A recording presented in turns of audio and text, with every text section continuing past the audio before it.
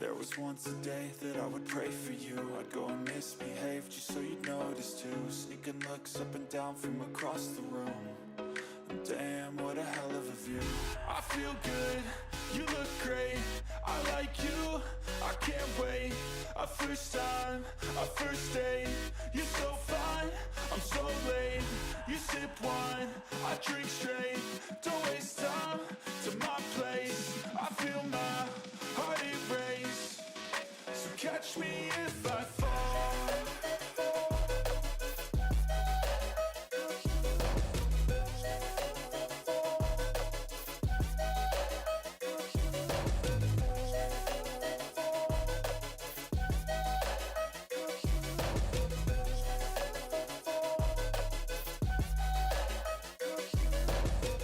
I'm falling fast, sitting here praying that this night's gonna last. You got it all on tap, I'm loving your vibe, always. Hello. Okay, I'm not putting it off anymore. We're hopping in. Thank you, Tina, for your thoughts. I'm glad this game's got your brain going too. This game has just knocked my socks off completely. I really, really, really super enjoy it. Hi, Christy. Thank you so much. And thank you to Mozzie. If you look all the way up at the top of the chat, he became a member also. Thank you both very much. Don't mean to loop yous in together, but I appreciate it very much. Thank you. I hope you're doing good today, Christy. I hope both of us doing good too.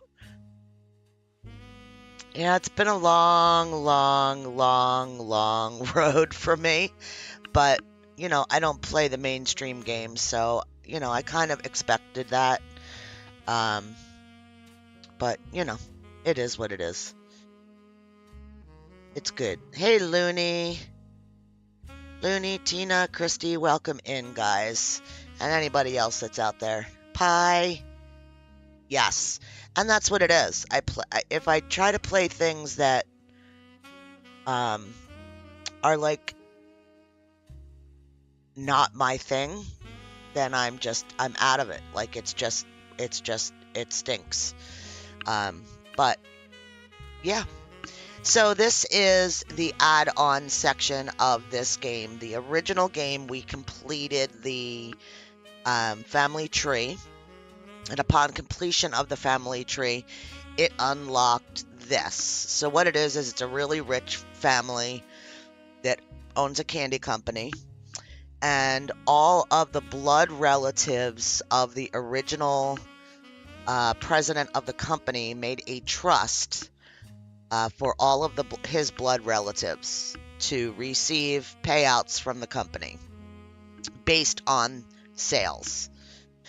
Hey, Bender. Woo! Looney. Oh, honey. That's okay, Tina. That's okay. Don't do anything then. Don't do anything. Just sit back, relax. Don't worry about typing. Just, I'm sorry. Oh, honey. Thank you, Looney. You guys rock. Knock me out of the park. Okay, so the trust is for blood relatives. So after we solved the family tree, we unlocked a couple people that were kind of ousted from the family. So now what we're working on is all these people that came out of the woodwork that are claiming to be family members of one of the blood relatives in the Roottrees family tree.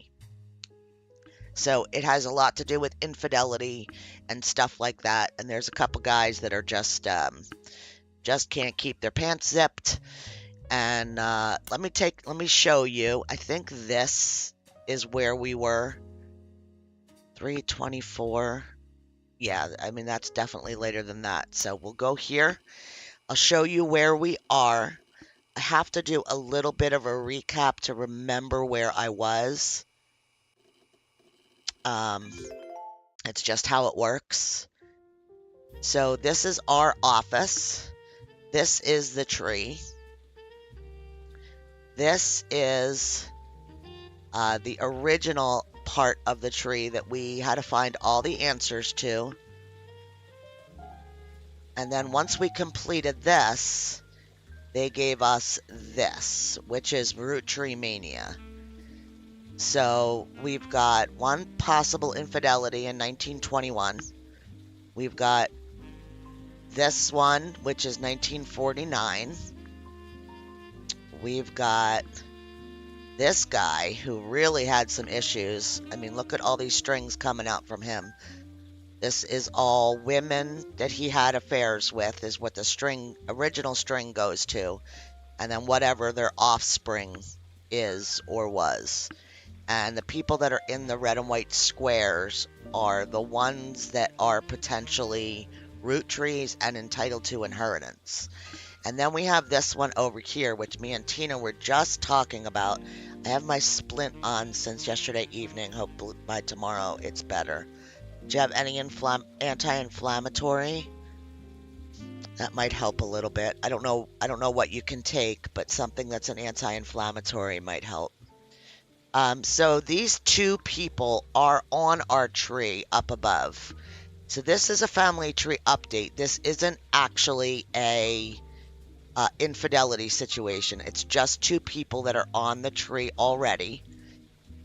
And me and Tina were putting our heads together right at the beginning of the stream. And I think this girl, Stephanie Landon, I think that she was pregnant. And her husband, Brian Jones. So I think maybe she had her baby. So what I'm going to do is I am going to look for her and see if we can... She's going to be a Jones, I guess, right? No, she's not. Stephanie Landon. There she is. And we're going to put Brian here. Just because we know. But we're going to need to search. So... in this game, for anybody who hasn't been here previously, you have your family tree, which is the screen that we have open right now. You have pieces of evidence that you have unlocked that lead you to answers. Along with these pieces of evidence, these are hints that have not been locked in yet. So like this, any hints that were on here, we've already locked in because there's no numbers next to it.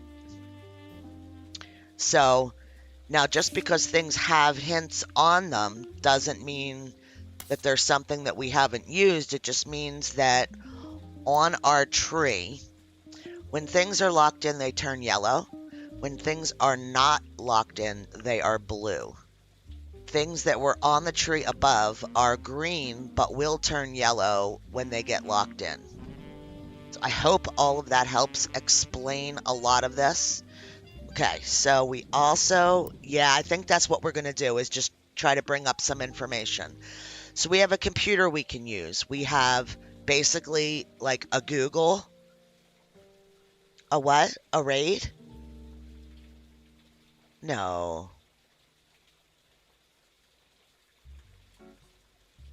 Oh my Lord. Mr. Porkchop, welcome in, Raiders.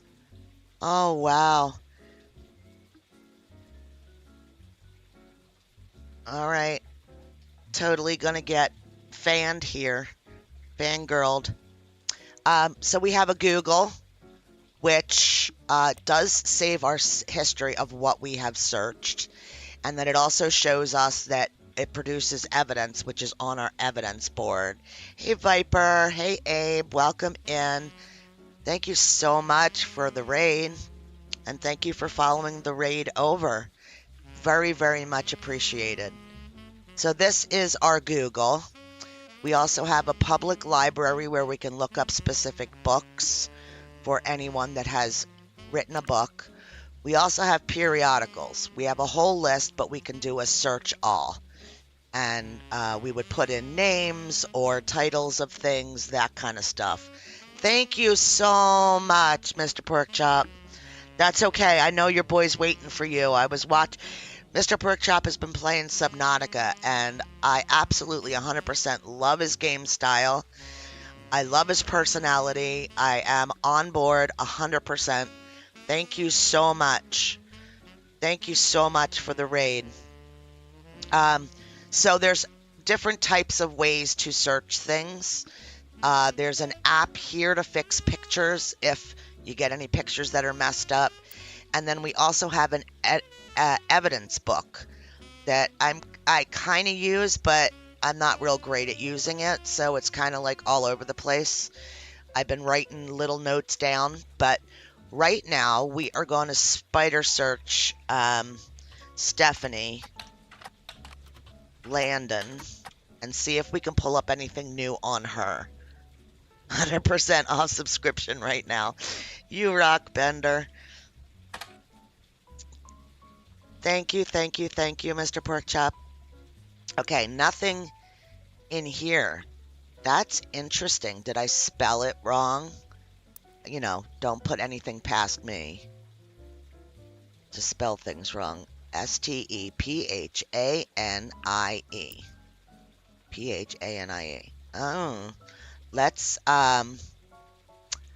search her here.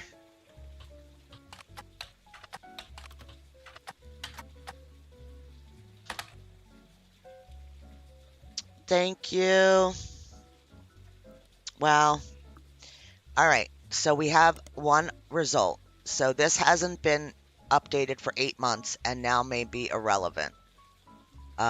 Small report detailing the election results of the election. She won. You also find the full version of the newspaper clipping in the back of the campaign mailer. While most of it's unimportant, you do find the following. Excuse me.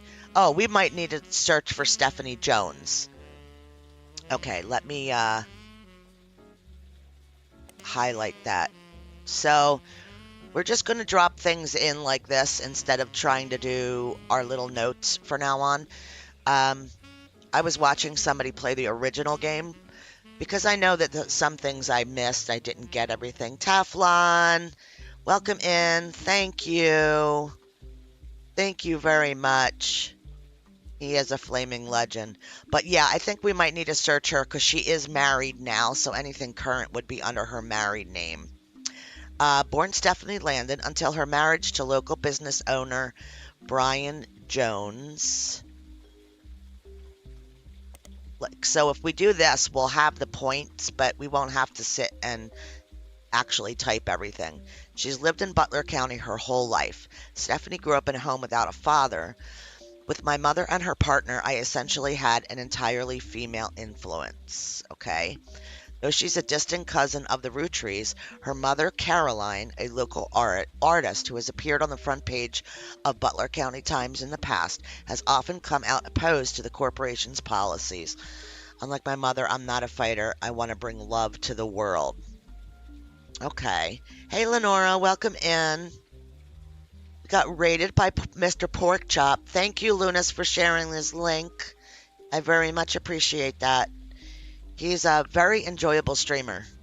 I wish I had personality like that. I just, am who I am. Let's go back up and let's look for Stephanie Jones. Small report detailing the last election. Okay, so what if we go...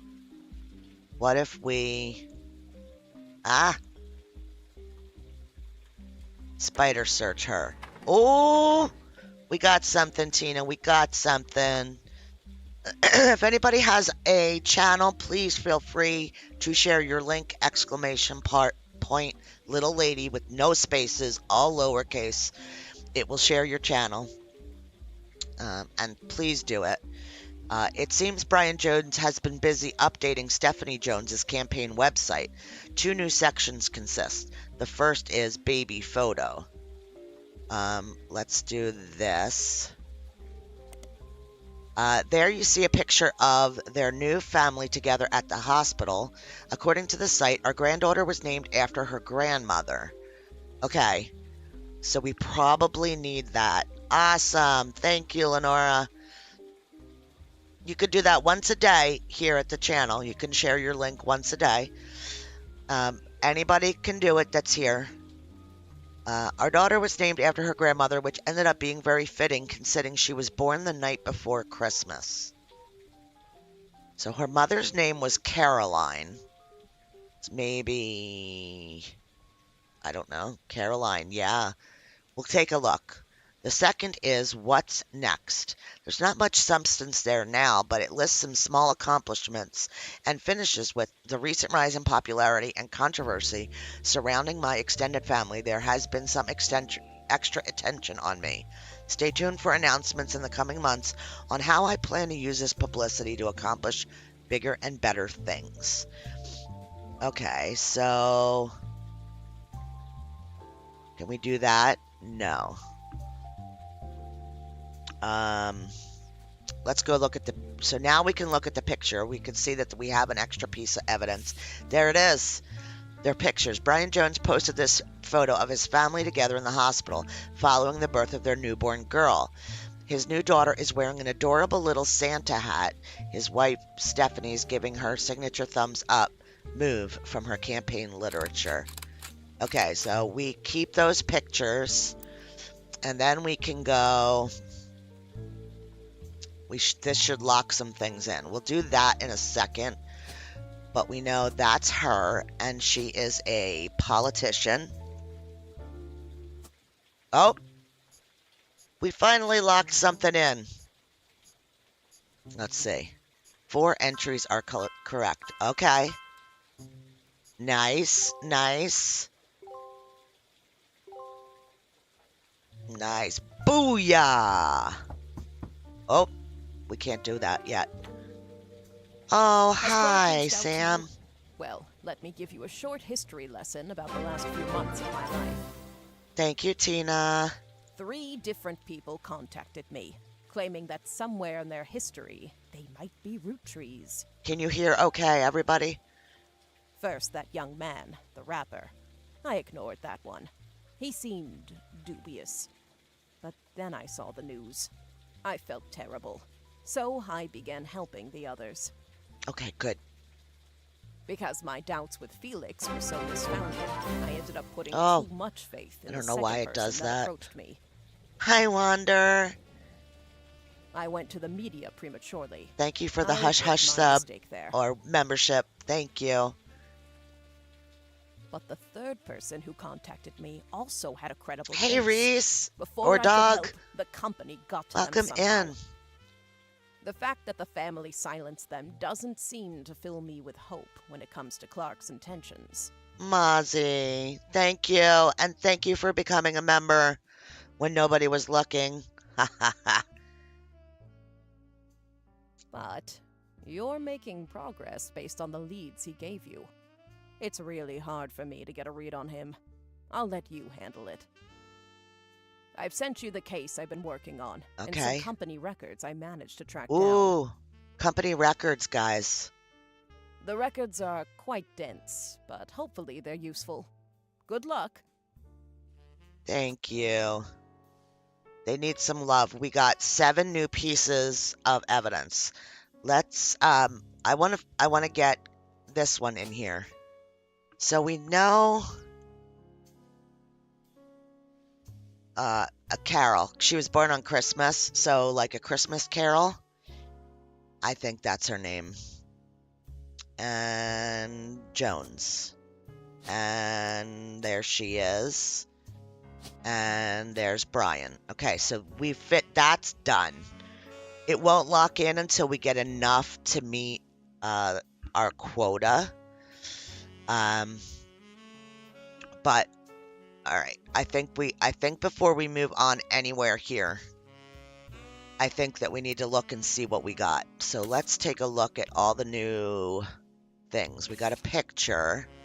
This photo was given you by Sam Madsen, a woman named Regina Clementine. Okay, so that's going to be way down at the bottom.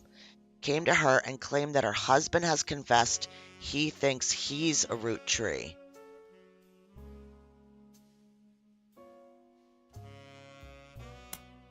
Details of this case can be found in your evidence.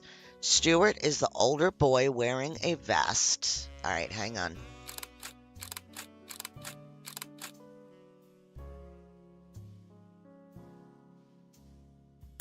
And the woman in the photo is Mary Beth Clementine, a singer who may have had an affair with Miracle. Ooh. Mary Beth Clementine. Should we...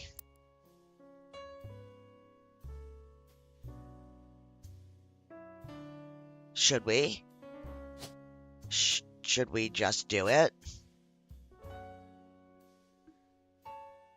I mean, we don't have the evidence, but... And she was a musician. Okay. Okay, back to the picture. I'm putting her there just because. Photo is Mary Beth. Oh, it's not her. Regina came to her and claimed that her husband has confessed he thinks... Oh, so...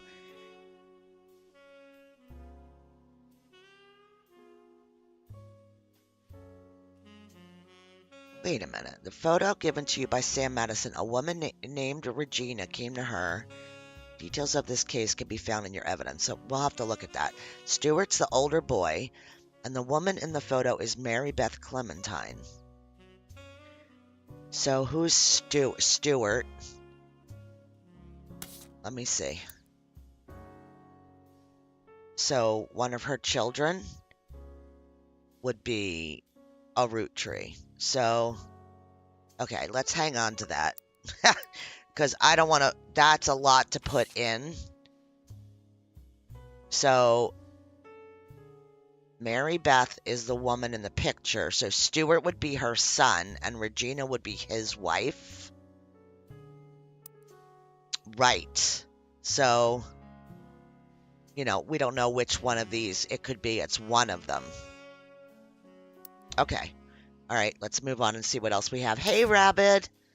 We did. I got a pork chop, Mr. Pork Chop raid. Mr. Pork Chop rocks.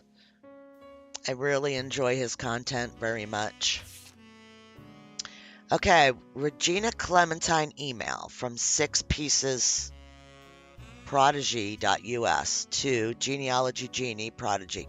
We're going to search this. So we'll highlight it and drop it in our long list of things to look for, which we'll clean out a little bit later. All right, this is all the information I have about Regina Clementine Nee Salazar. All right, hang on.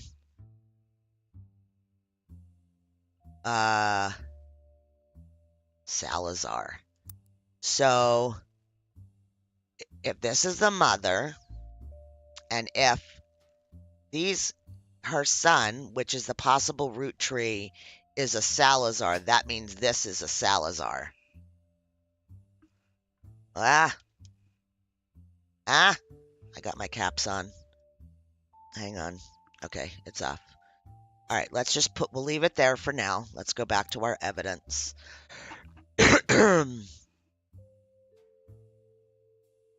How are you feeling? Hey, Sunny, welcome in. Did I put that in right? Yeah, Regina's the mother, the one that actually had the affair. No? Or Regina's the wife of the son. What am I doing? So this is Regina.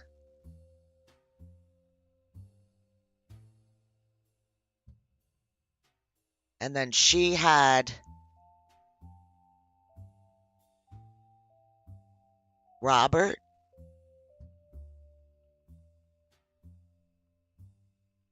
Regina should be here. Okay, so we don't want Mary Beth here. So let's get her picture out. So Clementine would probably be here if she was in...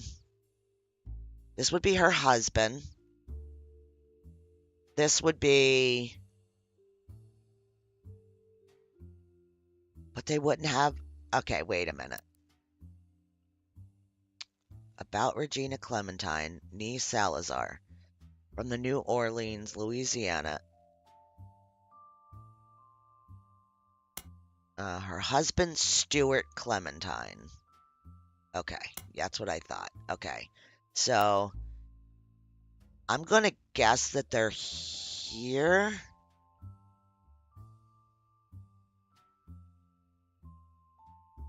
Her, uh, this is Salazar, right?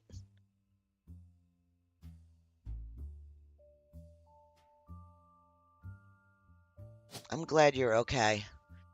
Um, this could be Salazar then, because no.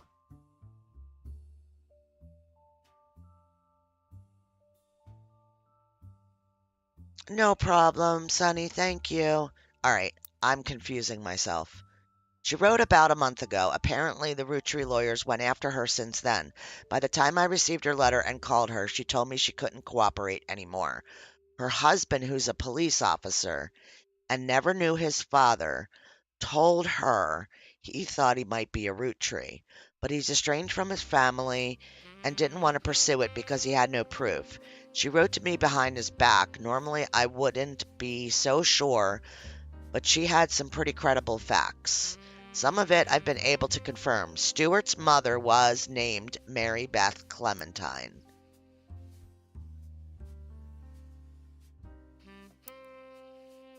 Stuart's. Okay. Why would his last name be Clementine? Hey, Willow. All right, she was pretty well known in the 30s to 50s, a singer who went on tour a lot to a lot of churches. You can look her up online. She was a pretty big proponent of adoption. I know for a fact that she came to Butler County a few times. I remember her from when I was younger, and Regina said that Stuart told her that they always seem to spend a lot of time at the Miracle Church. She sent me a photo to prove that she's who she says she is, and I've attached it to this email. Sam Madison is out now. Okay. Okay. So the kids' names are Clementine.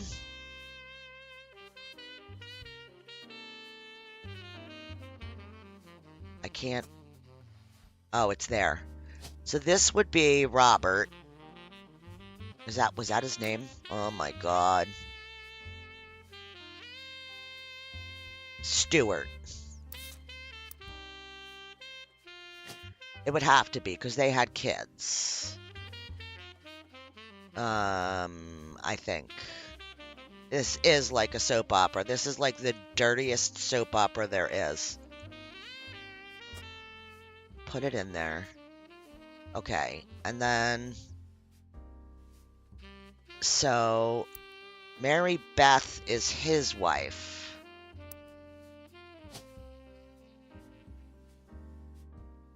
Mary Beth. Clementine.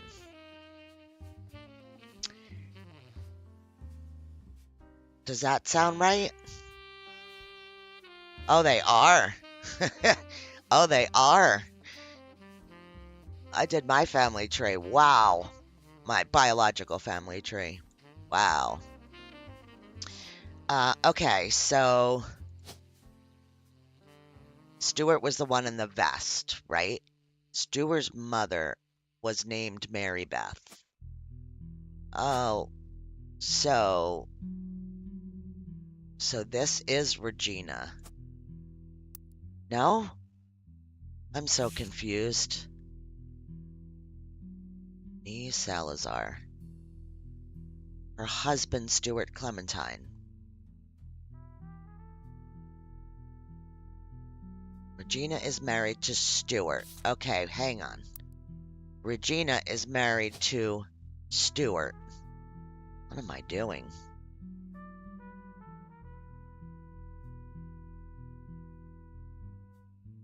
Is that what it is? Maybe they're down here? So is Regina up here?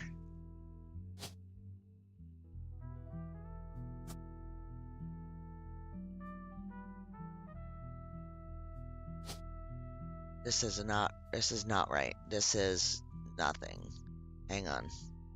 I'm screwing this up and I don't know why. Okay, so, but this is, hang on. Regina, with her last name is Salazar, because she's married to a Salazar. She's from New Orleans, and her husband, Stuart Clementine. But I thought Stuart...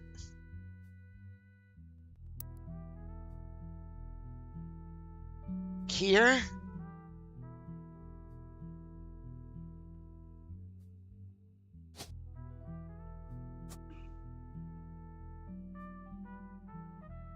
Is that what it is? I just have... So this is not Regina.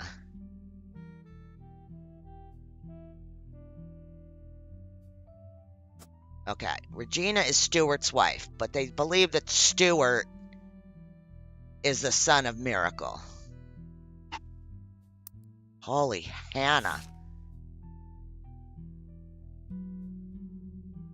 She wrote to me about a month ago. Apparently the Roottrees lawyers went after her. Her husband, who is a police officer. Let's put that in. I think this is right now.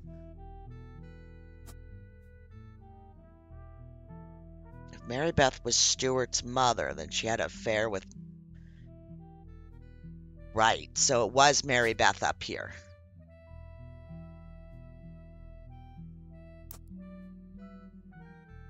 Stuart's mother was named Mary Beth Clementine. Okay, so... Holy Hannah.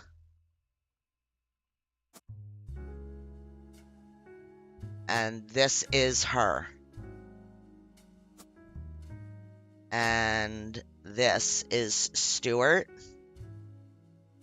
Stuart is the older boy wearing a vest. Well, then he should be over here. If he's older.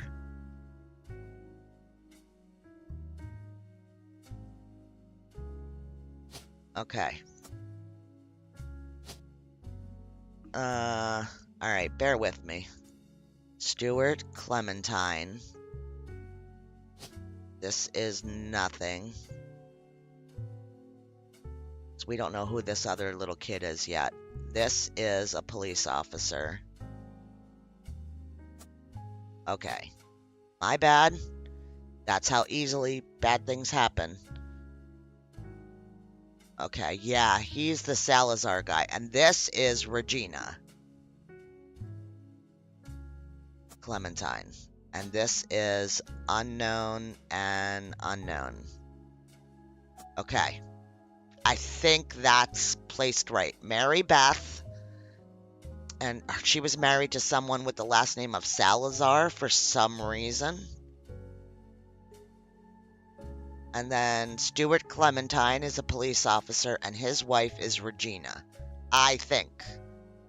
Let's go through this one more time. Regina Clementine, nee Salazar. No. So she... that's where I'm going wrong. This is not Salazar. This is Salazar. Nope. That one. Okay, Regina Salazar is married to Stuart Clementine.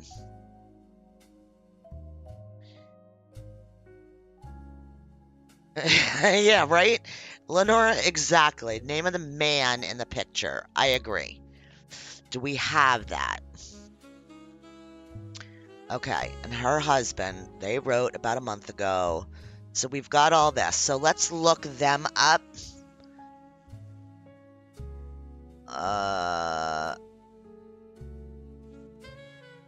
And we'll just throw that back in. I'm sure I have that in evidence already.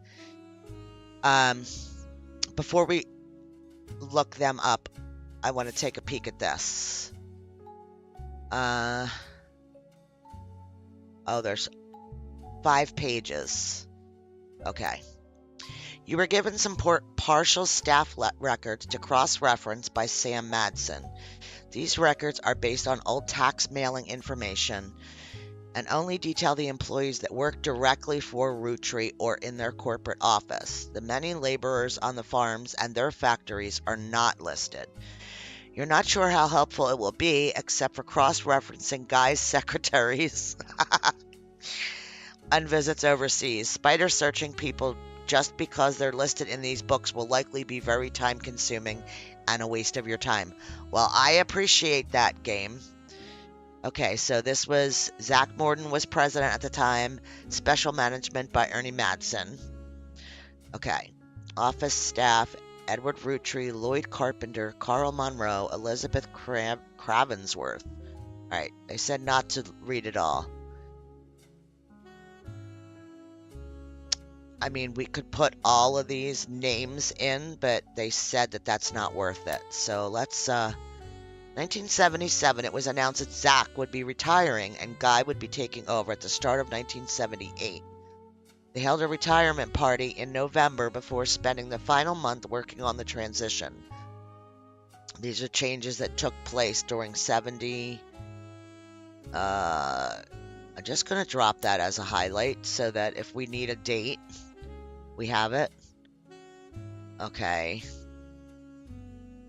No longer employed. Now listed under product management. Secretaries: Christina Farrow, Joanna Robertson, no longer listed. Joanna Robertson.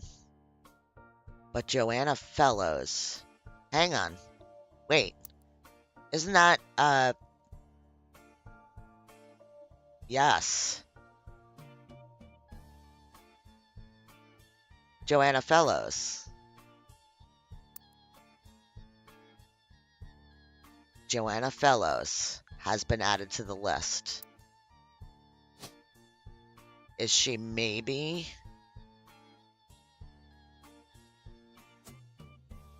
That doesn't make a difference there. Okay. I'm leaving it as Robertson. Well, maybe she got remarried. So her original name was Robertson. Joanna Fellows has been added to the list. Joanna Fellows and Beth Knox are no longer employed. So a year. Christina Farrow is no longer listed amongst the secretaries, but a Christine Garland has been hired. So these are going to be hints. Okay, Gwyneth Madison was hired. Madsen. Beth Knox, 50-year work anniversary and a retirement party. Okay. Guy Hudson replaces Zachariah Morden. This is when he became president. Okay. This began a particularly volatile period in the company's staffing. Many travel expenses were listed, and Guy began trying to develop new 5-piece flavors. All right. Christine Garland's no longer working for Roottree in 78. Didn't she just start in 77?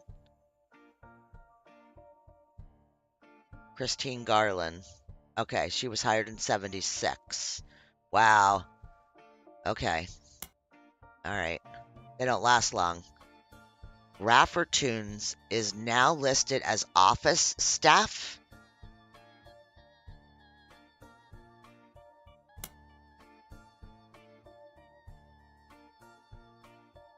Okay, I think that we can get rid of Stephanie Jones stuff. Let me do this real quick. That stuff's not locked in. This is Christina Garland.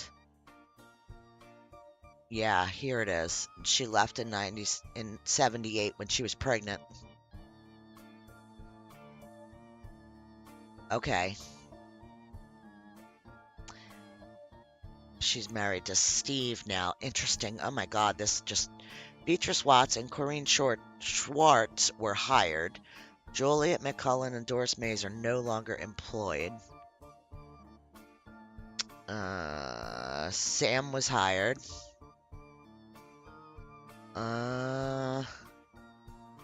Special service and interpreter.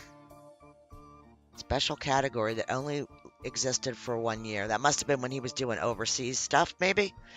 Presidential office refurbishment, $52,000. 5 pieces flavor development, caviar. Okay. Edward Roottree retirement party, Christmas bash. 5 pieces development flavor, butterscotch. Caviar. It's a lot of money just to develop a flavor. Okay. Terry O'Connor was hired. Susan Ford has been moved to office staff. Okay. Well, we know we have... Oh, wow. Major expenses. Strawberry. What the hell is that? Butterscotch, caviar. It's a yearly payment. Oh, it's per month. Wow. What's this? The rest of it all just looks normal. I'm not sure. I'm not sure if any of it's anything, but he died in 82. The first few months of that year continued along the same pattern as they had been. Things quickly changed when Ernie took over. Most of the extraneous expenses ended, and all of the secretaries, most handpicked by Guy Hudson, were let go. Sam Madsen left Roottrees in 1984, so this is the last set of books you have access to. Okay, so the secretaries, he definitely had a thing for secretaries. That's, I mean, they're basically screaming that. Susan Ford left in 82. No longer employed. All these people. No secretaries are directly employed by Roottree. Roottree instead uses a temp agency called Work Time Temp. Okay, we're going to look them up. Amy Sutton was hired. Sam Madison left. Major expenses. Sugar Plum. That was an expensive flavor development. Canceled after 5 months. Oh, these are all canceled. So he died and they just said, nope, we're not doing this anymore. $1 million clothing reimbursement to Carl Roottree. Wow. Red Gleason. Okay. All right, so we kind of scrubbed through that. So, wow. I guess we'll start picking away at this stuff. We could try looking this up again. Older version. We don't want the older version. We want the newer one. Or the book about Samantha's fathers and their struggles. It was vindictive. So we've seen this. Okay, so I think we're going to delete this note. I don't know if we still need that. We looked up the Roottrie rift. We did this. I guess we could look here and see what we've looked at. So, yeah, the Roottrie rift we've looked up. We did that. I don't think we need that because we have it here now. Maybe there's something new with the Clancy Trust. Maybe there's updated information. I don't know.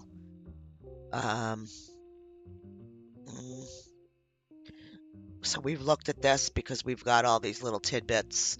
So that's gone. We could try looking to see if there's something new for Root.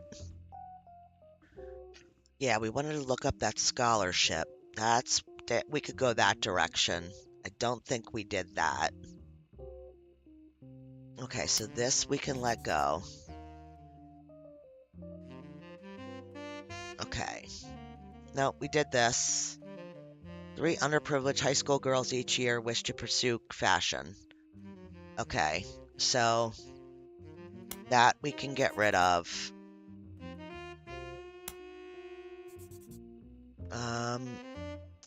Any ideas on what to look up? If you have an idea, he's locked in, so I don't think we need him anymore.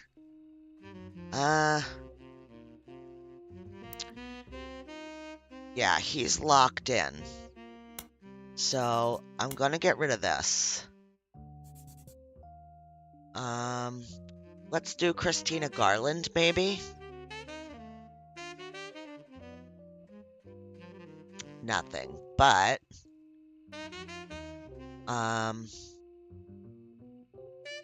what if we search her here?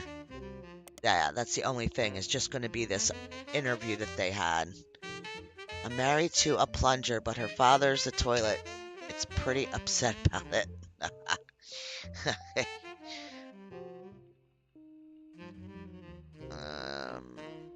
We didn't do anything with this one. Okay. So I guess what we're working towards, I think we should just work on this one, maybe. I think that this is, the old man. We don't have a picture of him. He was the first president. We could go that route. It seems like a mess. We could work on Miracle's affair. Or we could try to work on Guy Hudson and all of his women. If you guys have a choice on what you'd like to work on, let me know. I'm going to try to bring up just something super quick on Elias and see if maybe we could drop a picture in or something.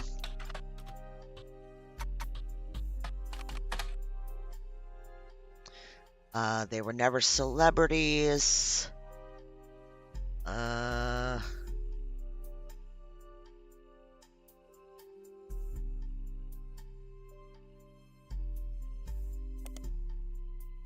know she wrote a book about him that was taken down.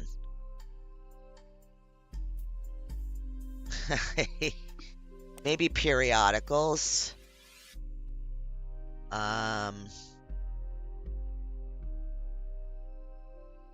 Where is she? This one? Is that who we were just looking at? I don't think so.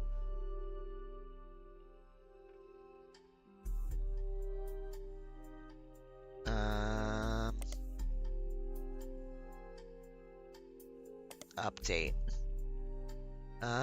This is a new version. Okay, let's read this. I'm so confused. They were never really celebrities, but the general public's perception of them as classic faces associated with the Roottree Candy Company had always been in somewhat high regards. This was Elias's intention as a family man with his family brand. Since Six Pieces, the candy company has placed much less of an emphasis on Elias as a historical brand-connected figure, but there have also been those who have argued that it was his right to decide how to split the inheritance and that he did nothing wrong. This has led to some heated television exchanges and countless op-eds. The first Anderson Maple Farm only used to be a popular tourist attraction during summer months when it has special tours. However, it has since seen an explosion of off-scene business as some religious and political groups decided to visit to show support for Elias and Gwyneth's traditional values and financial rights. This rise in support was in turn followed by pickets from gay rights activists when some particularly inflammatory organizations made their pilgrimages. Amongst all this conflict, the farm has since shut down, seemingly indefinitely. The website says check back later, but has nothing listed.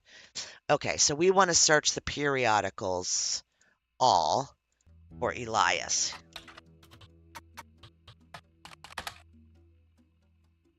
Hey, Q. Welcome in. Elias Roottrie was awarded Watchman of the Year in 1936 for his accomplishment of rolling out 5 pieces. We know that. Notes from the article and a scan someone made of the cover have been added to your evidence. Okay. For some reason, I didn't hear that.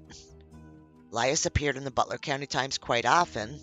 Almost everything you find in your first few pages of results are the same types of things you can find with a basic internet search. He invented 5 pieces, was Watchman of the Year, had a strong focus on family.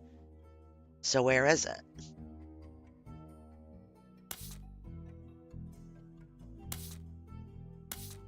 Oh. Oh! Damn. This is archived stuff from the first game. Oh, how interesting. But I'll have to research them. I have to open them back up again. Okay. All right. I understand. But this says,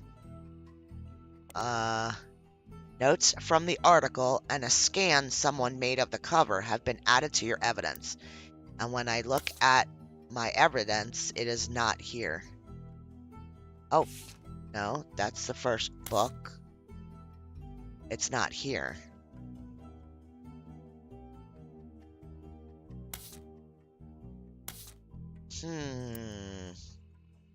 All right, so let's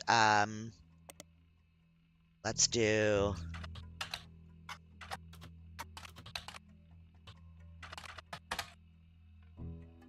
each hasn't been updated. Lias and Carl.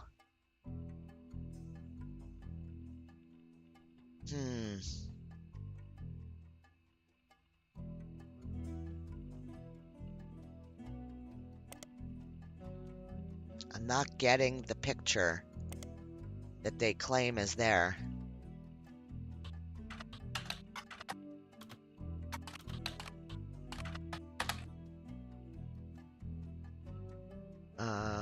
Elias Roottrees and Carl Roottrees. Every 10 years they publish another list. Okay, so that's not how we're getting to it. How you doing, Q? All right, well, I mean, maybe we need to go back.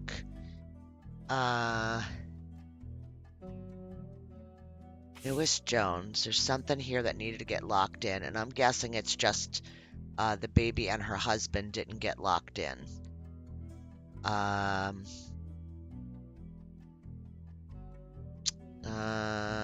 Back to evidence. What else do we have?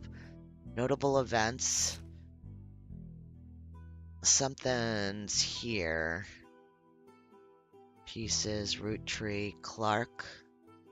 Could we maybe search him again? Are we going to get anything new? No.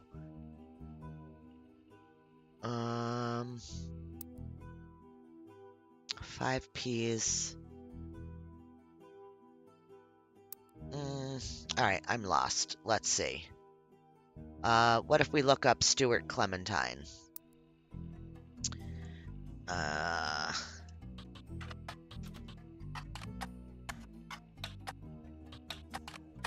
don't know if I spelled that right. No, I didn't.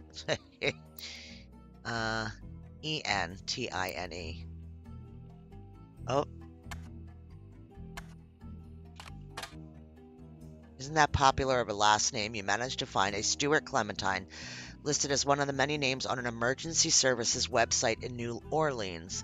Seems he's a police officer. Has no web presence.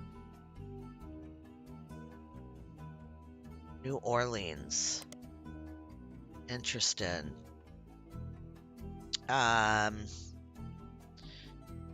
Just waiting to finish work so I can dig my teeth into Atom Fall. Nice. Nice. Everybody's excited about that one. Okay, so what about his wife? Regina Clementine is her married name. No. How about Regina? I don't know if I spelled that right. Salazar, yeah. Okay, so she has no presence. So Maybe she does. Maybe.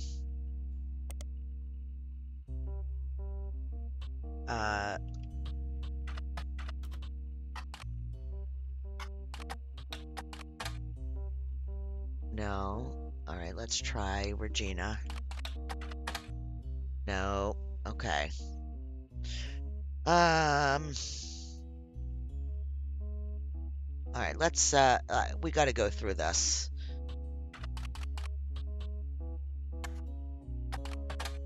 We need a piece of something. What is a Z, an XIGUA?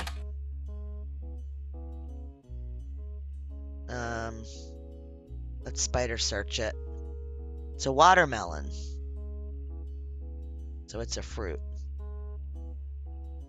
Raffertoon's site that once had a photo of Clark on it no longer exists. Instead, it redirects to a site for a telephone number called, which frustratingly keeps popping up in advertisements in new windows every few seconds. Phone number you can dial before making a long-distance call to receive a discount from the telephone company. For the past few months, you've been inundated with ads for it and other services like it. This includes TV spots starring celebrities, radio commercials with parodies of popular songs, and banner ads for it on many different websites. Doesn't seem to be relevant to your search. The Raffertoons domain was likely purchased by a third party. Okay, so goodbye. This means watermelon. We don't know what this is. Grandorf School for the Deaf. Huh. Formerly Grandorf Dove is located about an hour from where Roottrees offices used to be in Butler County, but it serves much of that part of Pennsylvania and nearby Ohio. Hang on. According to their website, it was formerly named Grandorf Dove from 1923 to 1990 because Grandorf was the last name of the founder. This has got to be important because I don't think they would tell us. And Dove is a Danish word for deaf. Hi, Teflon. Thank you.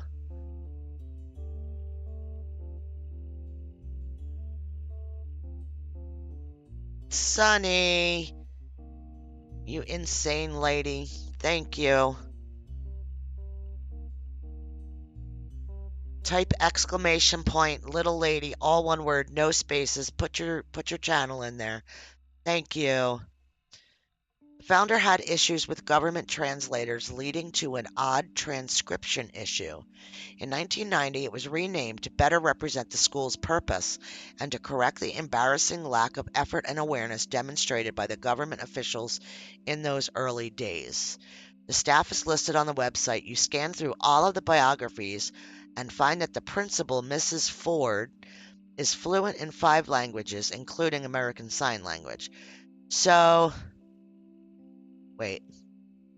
Principal is Mrs. Ford. This I'm all adding. Because we had a Ford. Was she the translator that was hired, I think, in the company records? She's been working at the school for over 15 years. Miss Ford's bio also mentions that she's not deaf herself, but rather learned sign language to communicate with the deaf. It mentions that she was responsible for securing funding for the Hudson wing from Guy.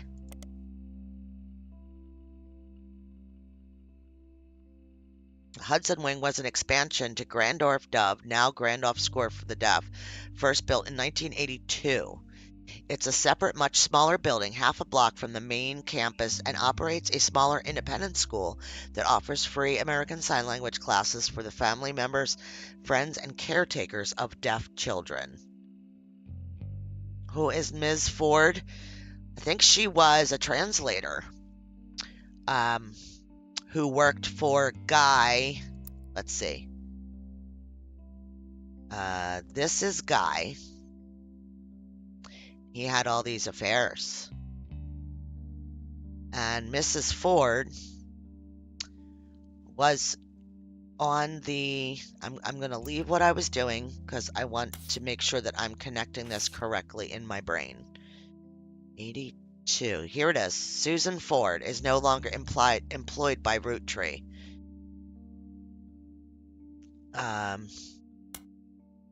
Susan Ford has been moved to office staff.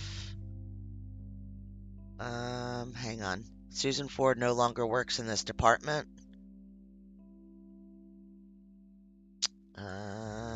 One more back. I'm just looking for her. I'm just pulling her out of the info. Susan Ford was hired under a special category that only listed for a year. There we go. 1979. Okay, so we close that. We go back to our computer. We're going to go back one.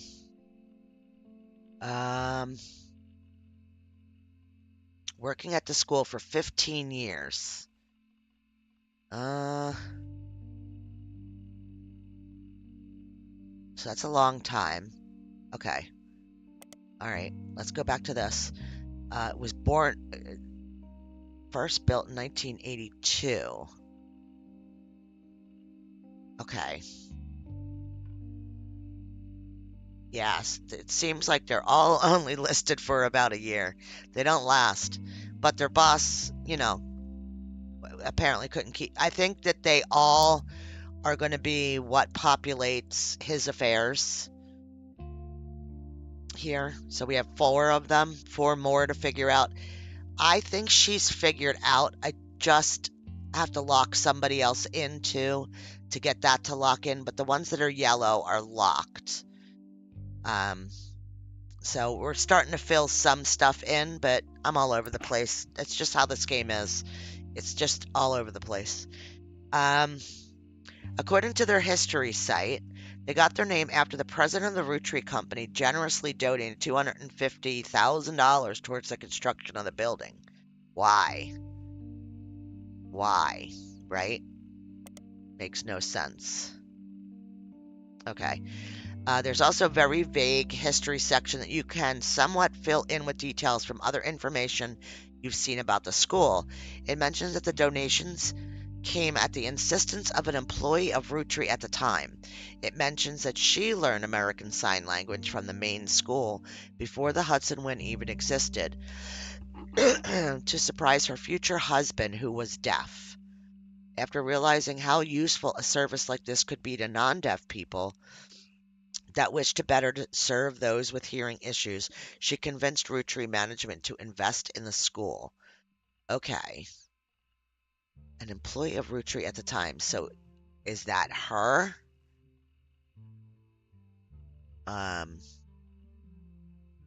Miss Ford?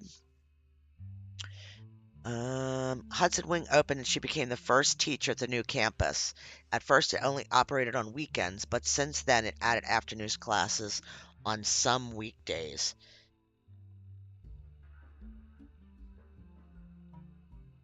Yeah, right? It's. I'm going to bet you that she's here.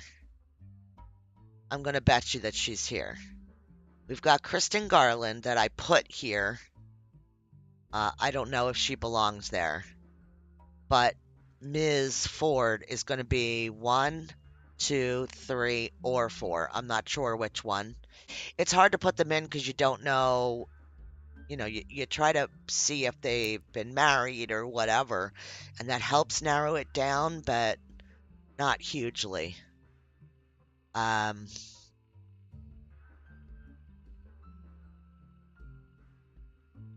Okay, so Ms. Ford. What was her name? Did they give us her name in the evidence? I think they did. Susan Ford. Let's look her up.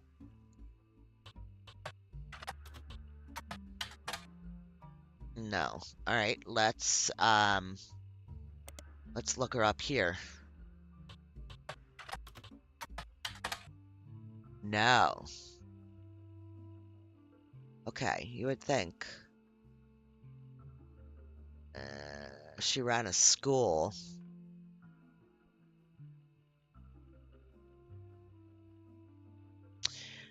What if we look up Grandorf? DORF. No. What if we spider search it? No.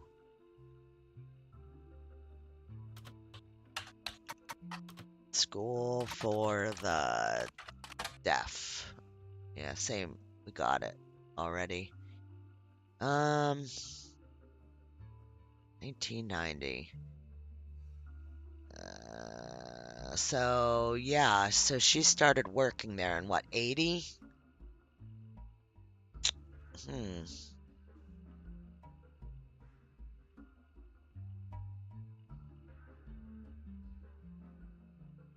Susan was married. Okay.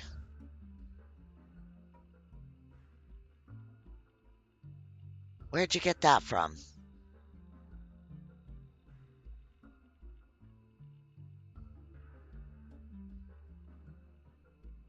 I still think these are something, so I'm not getting rid of them. Future husband in this article. Oh, yes, yes, yes, yes, yes. That he was hard of hearing. I'd love to see this actual biography.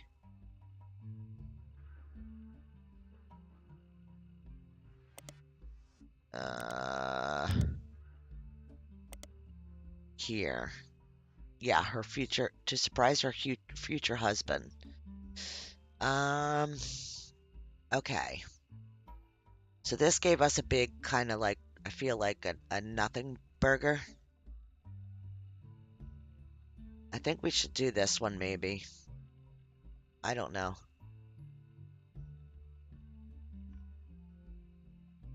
Maybe we need to do this one in the periodicals. We did that. Oh yeah, she met the guy. Yeah. Maybe this one.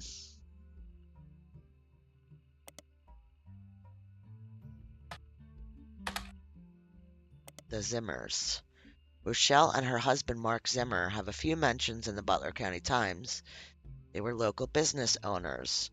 Rochelle owned Antonelli's, an Italian restaurant, and Mark owned a local bookstore called Bookmarks. Okay. Mark was also mentioned once in Butler County Times when he was sued by Steve Garland. That's Christine Garland connection. I keep grabbing more or less than what I want. Steve Garland is mentioned in a couple articles. The first was an article about how he met his wife Christine when he worked at Antonelli's. Okay, the second is from months later, in September of 78, a listing for his weekend cooking classes. I don't know if this is important, but the blurb mentions he's been giving lessons from his home kitchen for the last month so that he can keep an eye on his son. The third was from 91 and is titled Local Author Sued by Former Butler County Resident. Okay.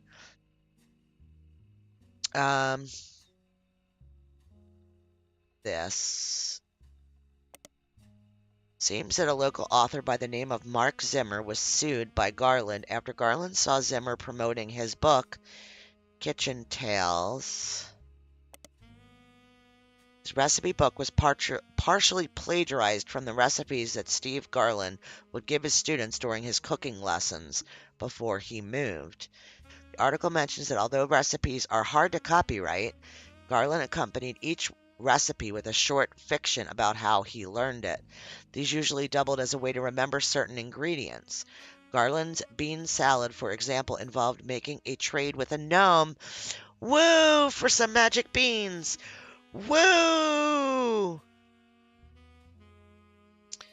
Apparently, these stories were found word for word in Zimmer's cookbook, in addition to additional stories that followed the same format. Okay, so this one. Damn it. No. This one in periodicals. No. Okay. Periodicals. Yes. That's going to be the same article. Yep. Okay, let's see about this one. Bookmarks. Bookmarks appeared in the Butler County Times many times. All of them were from the form of advertisements and listing events that took place. None of it seems relative, although Lauren Roottrees did do a book signing in 1970.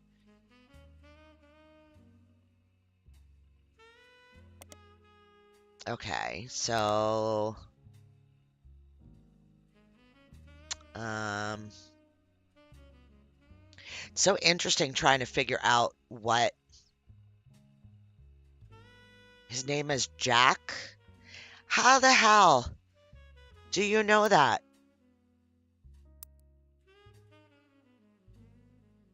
How do you know that? Because I don't know that. Did it say it in one of those evidences?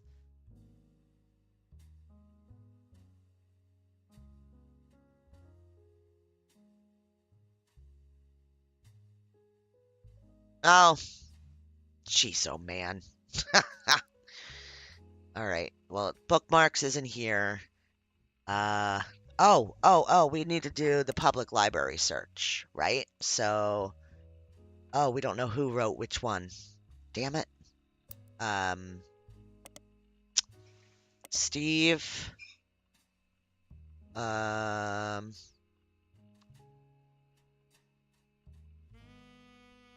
uh,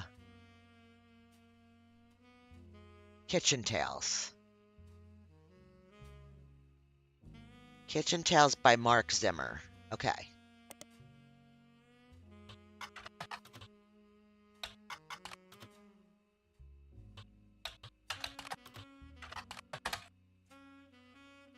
No copies. Released as Garnishing the Truth. Re-released. Entire description of this book, according to the library system, is a recipe book that contains stories. Okay, so get rid of that. Can we cut? Copy. Can we paste? No. All right.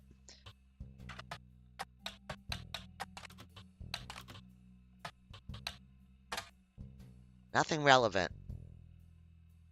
Well, Garnishing the Truth. Garnishing.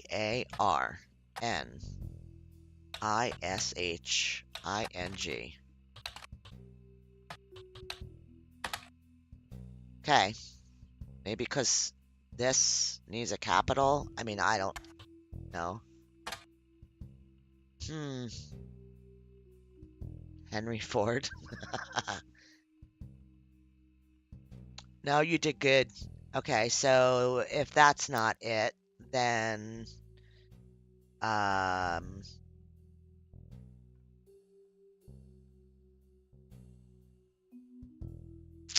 my lord. Okay. Newest Jones. That's just we don't have the baby locked in. Yeah, that's the only reason why that is still showing us as evidence. I don't know what this is. The 5P's issue, something needs to get locked down. Maybe the stuff about his mom. I'm guessing, maybe. Clementine email. All this. Reminders. Reminders has 5 things that I could grab.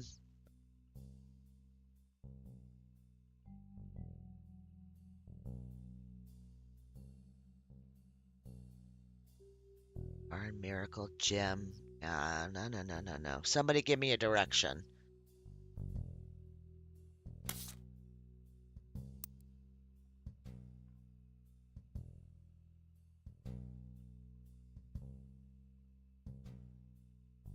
I don't know. This could be Ford. I don't know. But we've got the whole cooking thing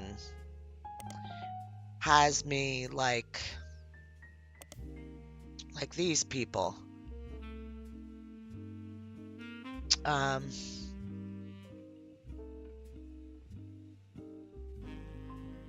Steve Garland. Did we look up him?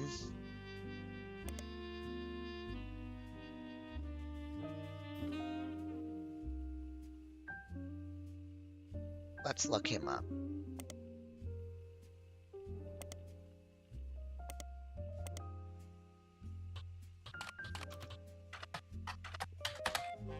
Nothing. Go back to Susan. Okay. Susan.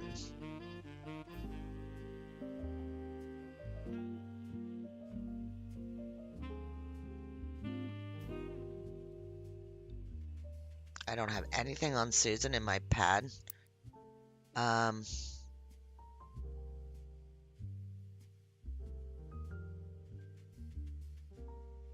Remind me where Susan was. What do we have on Susan? Oh my god, my brain is just farting. Brain farts.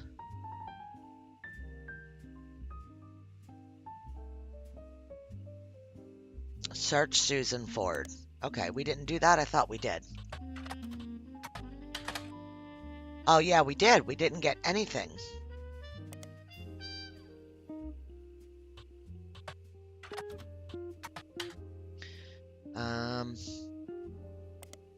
Yeah, nothing. We get nothing. I don't know if it's her married or maiden. I mean, I'm guessing it's her if it's Ms. Try Ms. Ford. Nothing.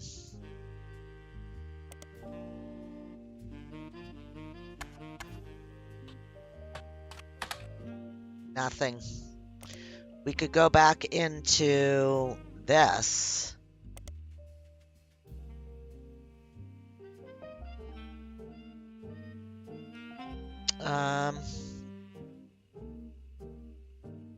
We could look this up again. Maybe if we do, hang on. Nope. You and the computer.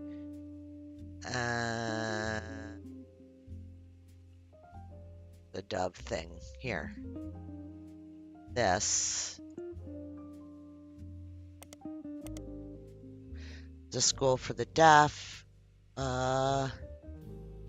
Wait, Butler, this is new. Butler County archives include what seems like an endless list of snow cancellations, weekend events that began over 70 years ago, stretched in until the last mention in 1990. Amongst the avalanche of useless information, you almost miraculously discover one useful article. Grandorf Dove was at the center of a crime article from 1982. It seems that someone defaced the school and vehicles outside of the brand new Hudson wing of the school. There were multiple broken windows, and one of the teacher's cars was painted with profanities and accusations of infidelity. Okay, so one useful article. So how do I get that article?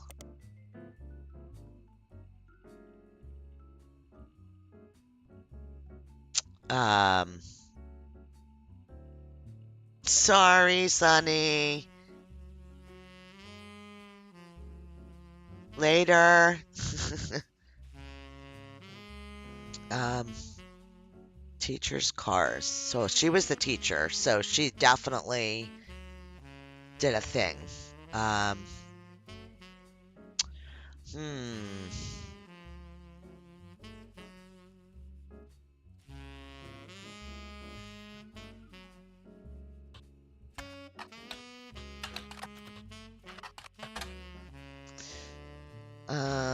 I know we're back to this again, but Zimmer's cookbook. Sued by Garland.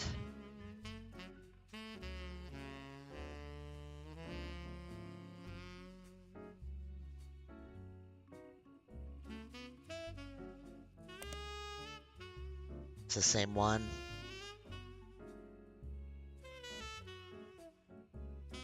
Haha. Thank you, Hathos. Thank you very much. If you'd like, you could drop your channel in. You type exclamation point and then little lady with no spaces. Have a great nap. Okay. I'm brain farting here.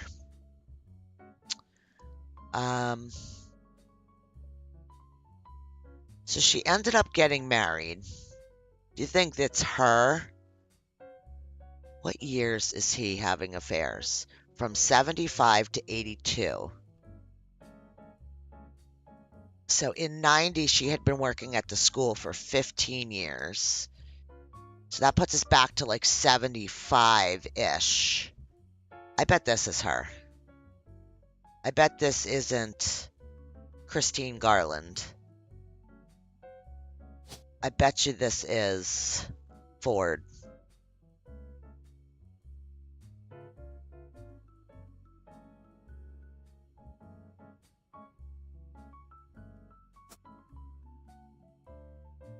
And she wasn't. At the end, she was a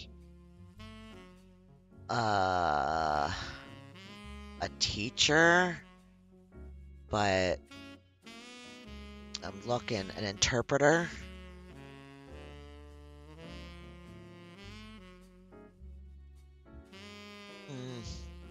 What would we call her?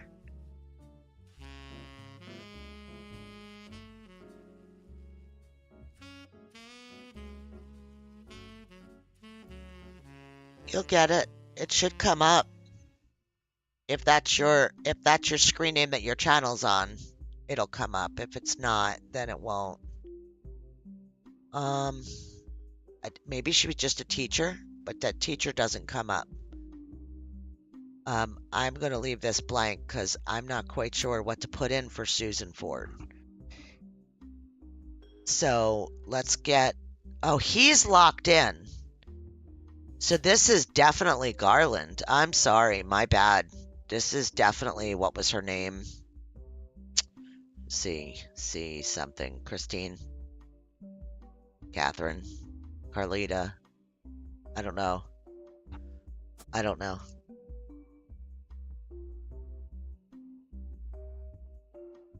Thank you.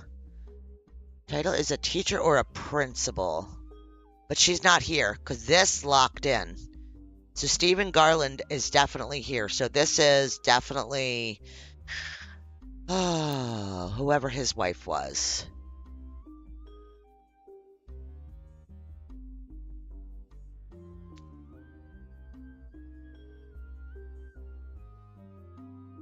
Married to Christine. Yeah.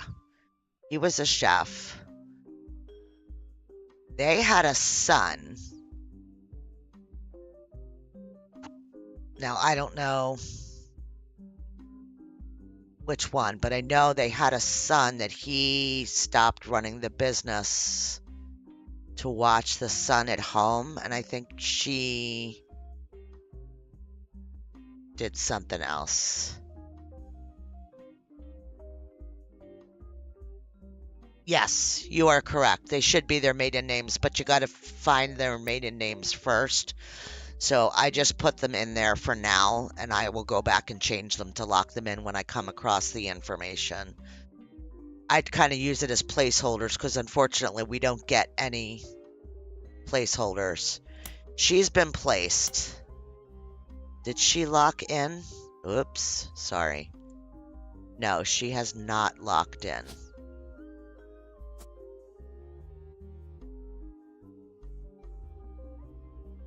Maybe we need to work on her. I don't know. Because the other stuff just seems completely off the rocker, and it's just not filling in for me for some reason. And that's okay. It'll all come around, but all right, this is not it. So we're gonna do, what was it? Mary Beth Clementine.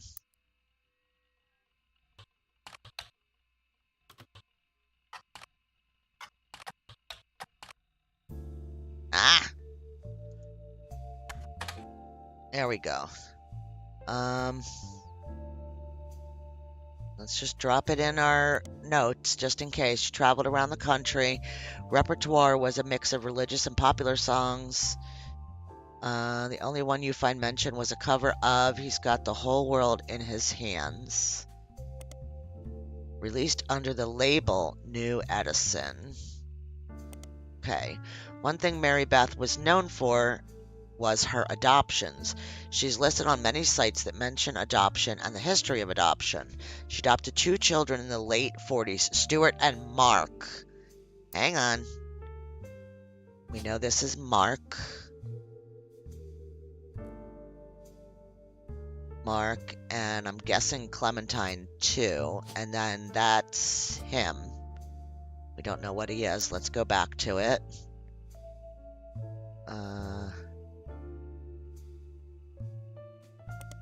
Okay. She also spoke as an advocate for the benefits of adoption in front of the United States Congress in 1949, who were convening a debate and discussed the then recent first adoption of an African American child to a white family in the United States. She was specifically there to detail her experience going through the system to adopt Stuart.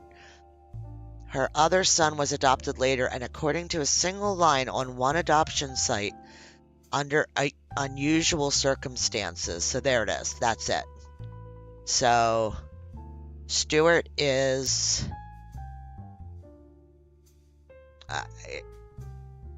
this is going to be his son. This one.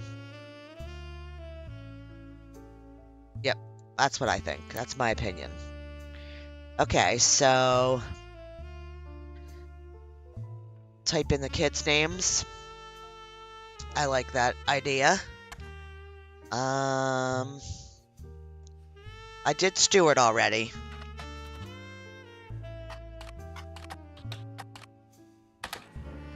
Oh, Crocodile Clementine. Okay, so hang on. I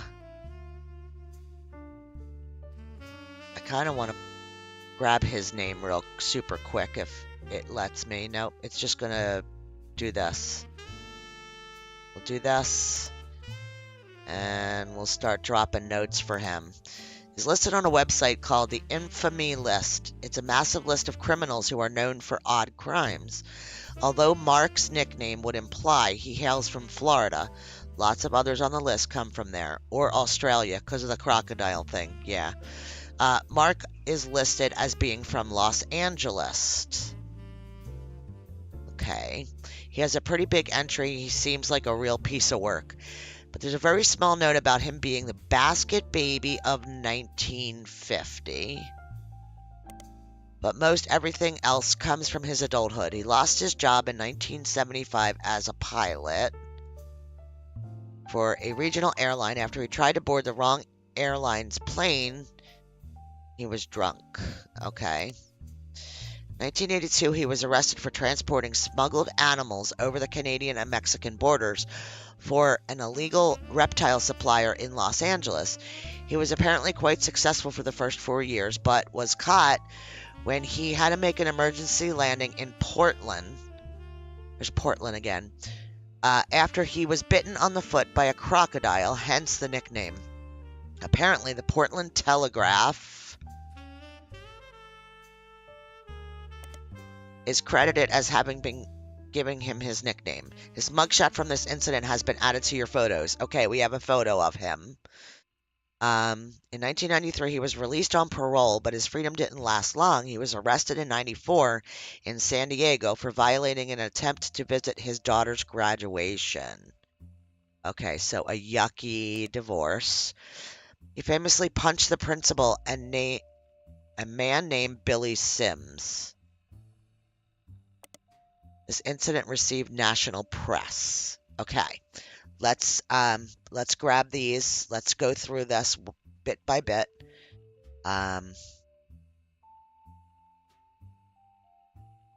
That's the same article.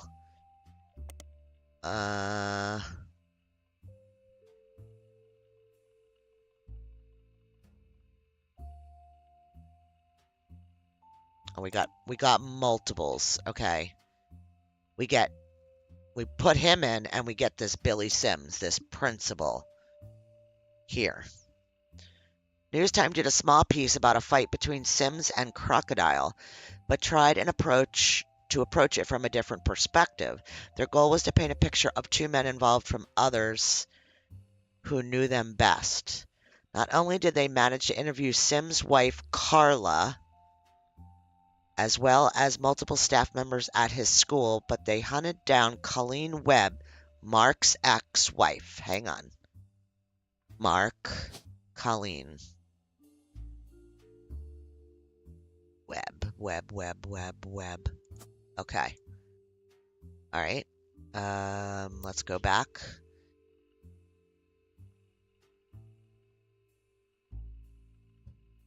Let's drop that in there. And we'll drop that in there just so we have it.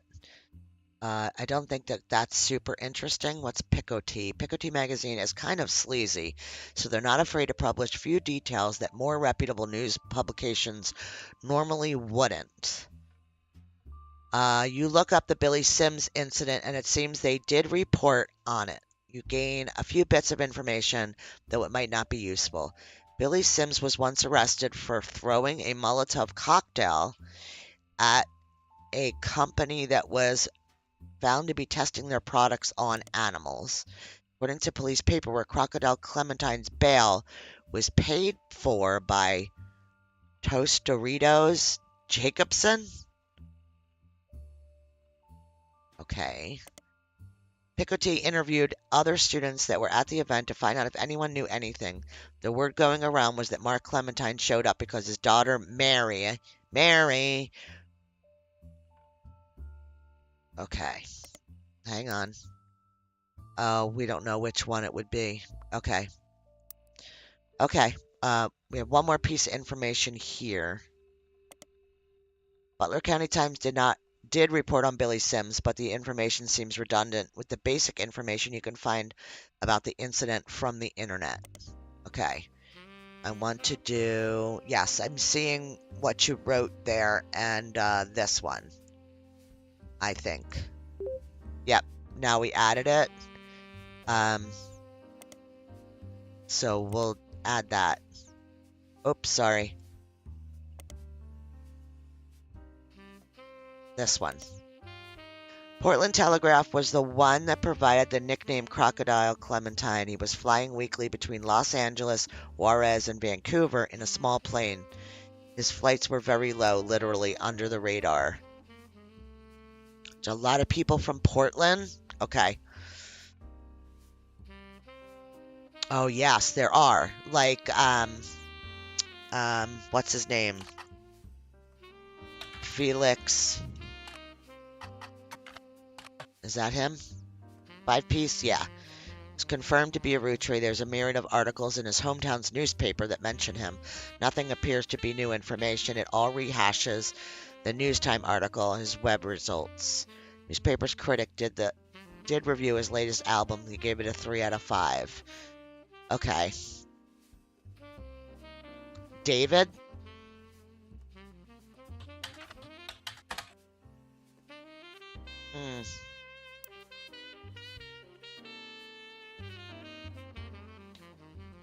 David Fellows.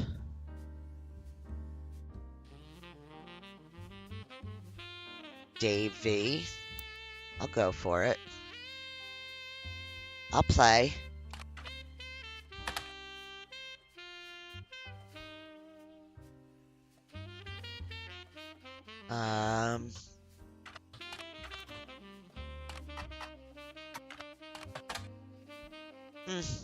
Nothing.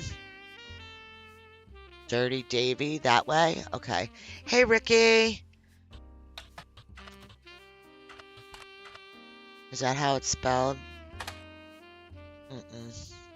Nope.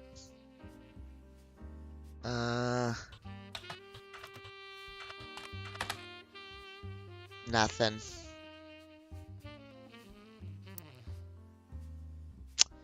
Uh... I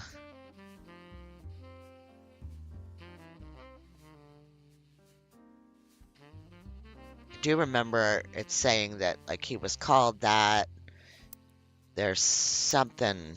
All right, let's take a look. I'm all over the place. I'm a hot mess.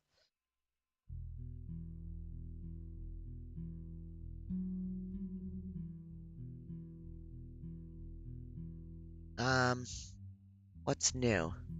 Oh, oh, haha, Multnomah County.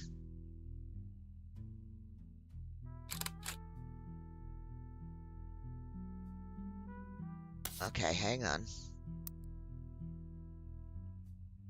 Oh, I can't. I'm gonna put it here though. I'd rather have him than So one of these two is Mary.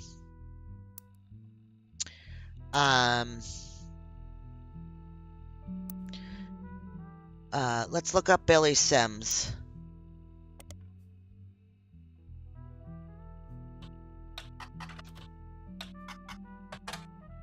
Billy Sims is the principal of Sandstone Canyon High School. Damn it. Had his 15 minutes of fame in 1994 when he was punched by Crocodile Clementine at a graduation ceremony. Pretty much every news organization, from trustworthy to tabloids, seemed to have their own take on the altercation. I need a sip of my drink. Sorry.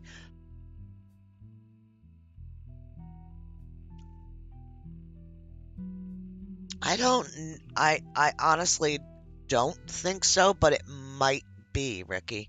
I'm not sure. I'm not sure. Okay, it wasn't the punch that captured the nation's attention, however. Instead, it was Billy Sims' matter-of-fact response to the threat and his comments afterwards, as heard in a now famous audio clip from someone who was recording the ceremony. Billy saw Mark hop onto the graduation stage and said, "Sir, you'll want to sit down or we'll have a problem." At that point, Crocodile reportedly sucker punched him in the face. Billy, apparently only slightly dazed, said, "All right, sir, I guess we'll have a problem." Clementine tried to throw another punch, but Sims anticipated it and performed a maneuver that spectators described as a wrestling move mixed with a backward somersault, which immediately brought both the men to the floor, with Sims straddling Clementine, keeping him neutralized. As security arrived, the recording captured someone asking, "How did you do that?" And Sims' response was famously, "Trust me, I'm as surprised as anyone." Okay, so that was like cute and funny and whatnot, but it wasn't what we need.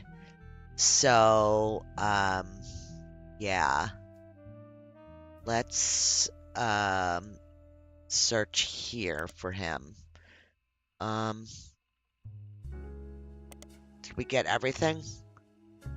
Yeah, I guess it's all going to be the same articles that we already got. Okay. Who's this?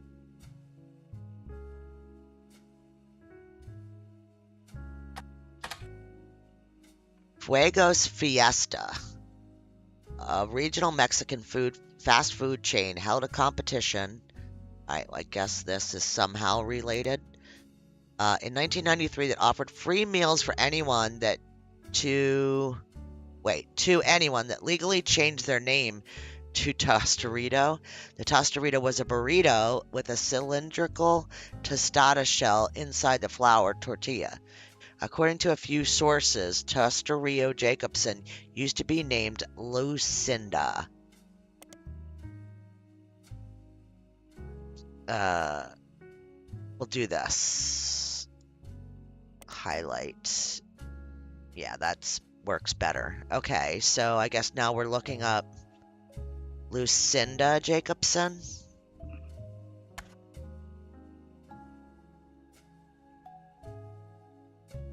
Oh my god.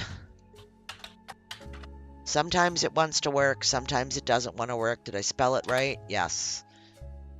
Okay, so that does nothing here. Let's see.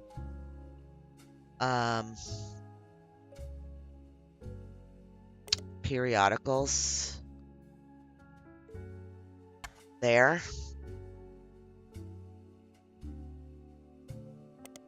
No, nothing.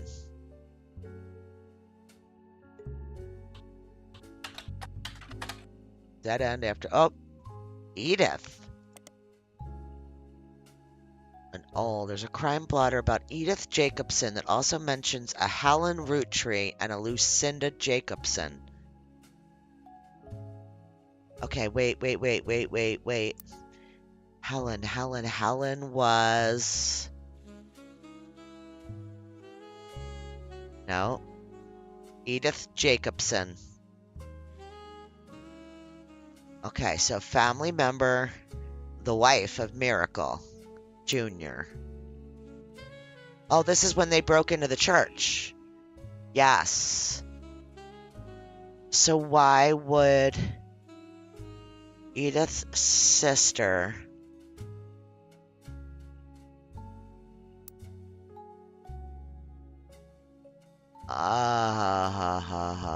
because it's Miracle's son. Can we choose that he's just a criminal? What is he?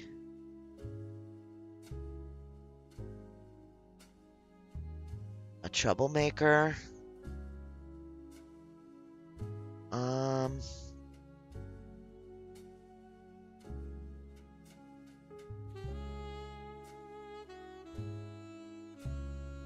I missed it somewhere. We'll figure it out. Unknown. Okay. We could look up his wife. That might get us somewhere. This is, Helen Roottrie was quoted as saying Jesus... Yeah, we know all that already. Okay. Colleen Webb.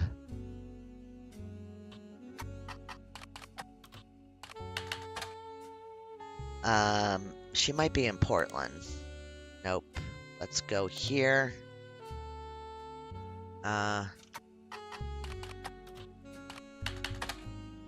Nothing.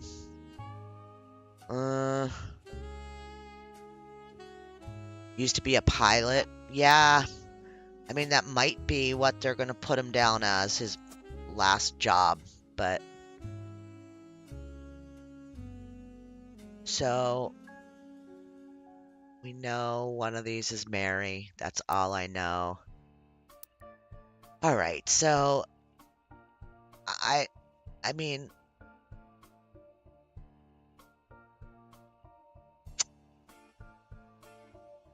I feel like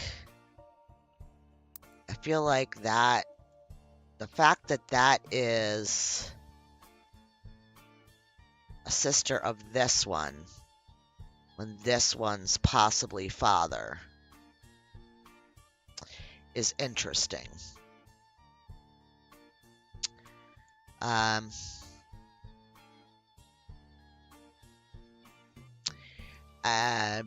Alright, let's do this one. I know, I have to add the L in because I didn't clip it right. Sandstone Canyon High School is in San Diego. There's not much information about it, though it's mentioned in a lot of articles about the Billy Sims incident.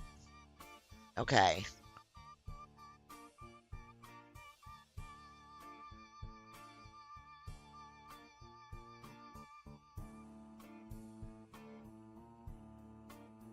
City of Portland, Oregon was named after the city of Portland, Maine. A coin toss between the founders, Asa Lovejoy and Francis Pettigrew. Very cool. Oh, Tina with the info.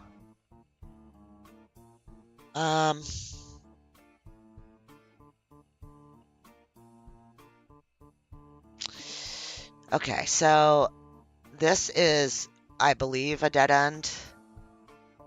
I think this is, because we didn't pull anything up. Let's look up this restaurant real quick and just see if there's anything else. Probably not. Yeah, that's it. I'm gonna let that go. Daughter Mary was graduating. Billy Sims.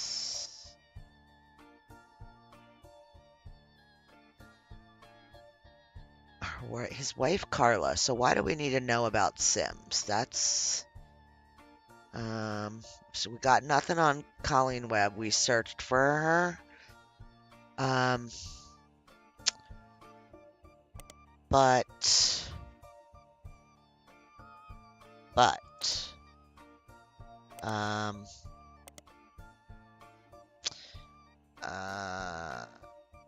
she worked in an wait.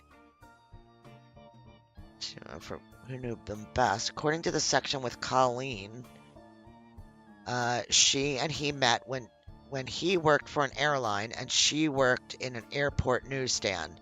She was a drinker, would often have wild mood swings.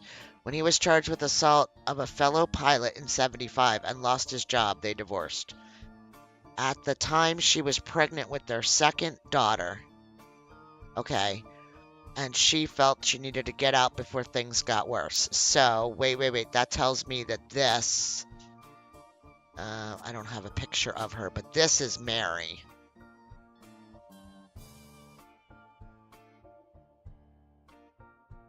At least it tells me that. Okay, let me get back to this. She left him and moved to San Diego to live with her sister and told her oldest that her dad had to fly planes for the Army. Okay. She raised both of them by herself, and although she never went through the trouble of changing their names legally, they used the web names so that nobody would connect them to her ex-husband. Okay, so they're Mary Clementine, then. This would be. Right? Yeah. Okay. So let's look for her.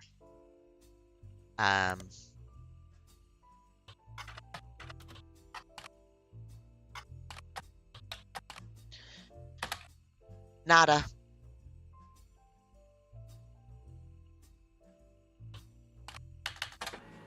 Oh. Well, there we go. And here's something to save. Apparently it's a personal travel diary that also doubles as an advertisement for her travel agency.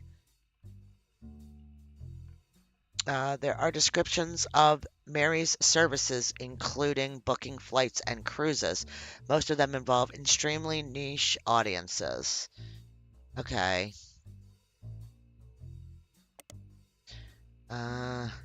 Seems Mary is the #1 agent when it comes to booking spiritual vacations aboard ghost ships. And in specific hotel rooms said to be haunted. Very cool. In the diary entries, she talks about the trips she's personally taken and uses that as an opportunity to feature descriptions of amenities and excursions that the ships offer. Okay. There's also pictures of ships, hotels, landmarks, and places she's visited, as well as a picture of Mary herself with a ship on the background. One of her diary entries actually mentions the day that the photos were taken. She was allowed onto the ship on a port day in San Diego with a professional photographer she knows. The photo of Mary has been added to your evidence. All right. Let's take a look. There's Mary. Mary Webb. From her website, Web on the Web, Paranormal Travel Agency. She's apparently found in each, booking vacations for lovers of the strange and unknown. This is a photograph of Mary in front of an alleged ghost ship from the 1800s. It was lost at sea and turned up without any crew several years later. Nobody knows exactly what happened, but fans love to tour it and come up with their own paranormal theories. A company called Corporate Composition Photography is listed on the top left. Okay. Let's drop her in her spot. And she is a travel agent. Okay. So that's good. Do you think that we should have her here as Mary Webb? Even though it's her actual name.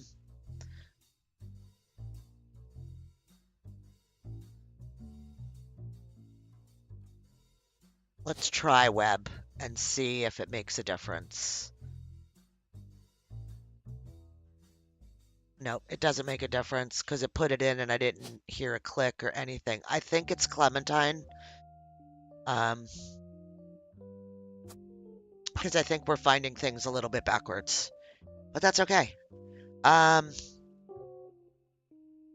calling me a rookie again, guys.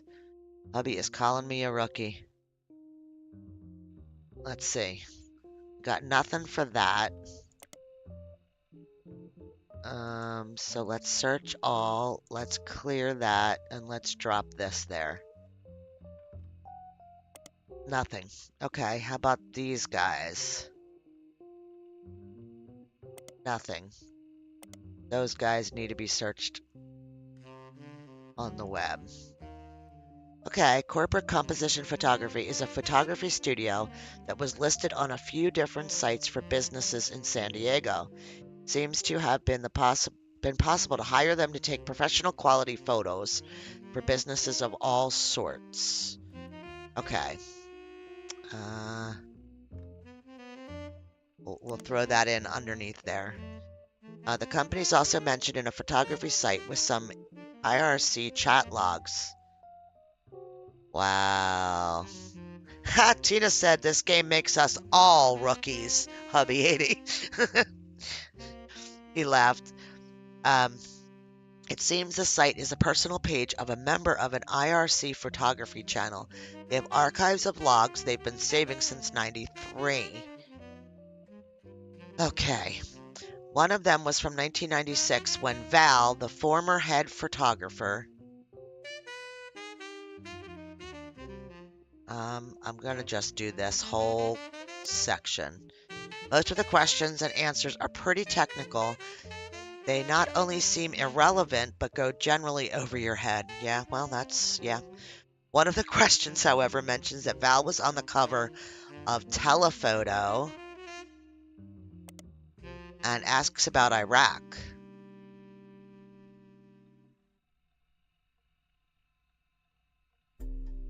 Okay. The question was quickly shot down by the person running the Q&A, who said Val does not wish to answer any questions about his photojournalism days, nor does he wish to talk about LBP. Please keep... I don't know what LBP is. Please keep this on the subject of commercial photography. Okay, so... What? Oh. Okay, so I think telephoto. Ha ha ha. Okay, so that's in here now. So,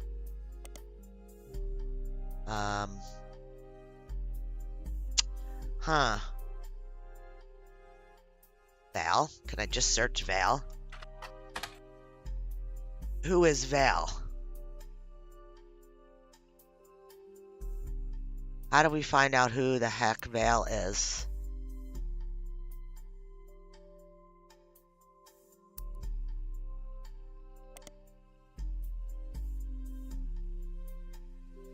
Oh, I guess we could search telephoto and maybe this.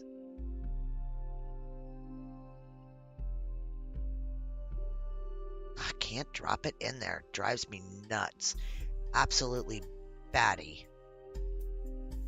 I want it to specifically tell me nothing here. Yeah, nothing.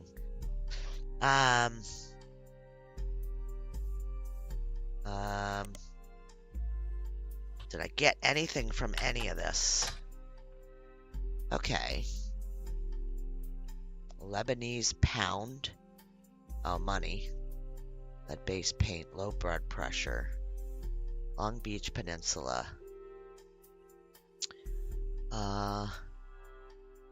Lynch building plastics? No.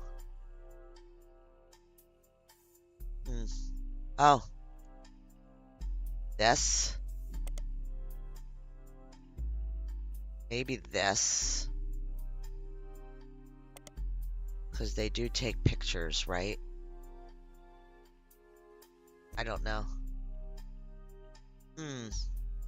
Alright, let's, Alright,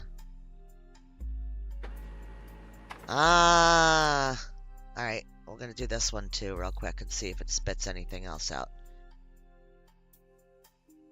Located in Ireland, its owner's name's Nicholas. He goes by Nick Luxury, but you doubt that's a real name. Okay. Lincoln Baby Photography seems like a solid lead, as it mentions Val, an award-winning photographer, on the page. It's a business in Beacon, New York, and on the site it has pictures of a baby and a camera captioned with Cam Lincoln reaching for his namesake. I guess he takes after his father, Val.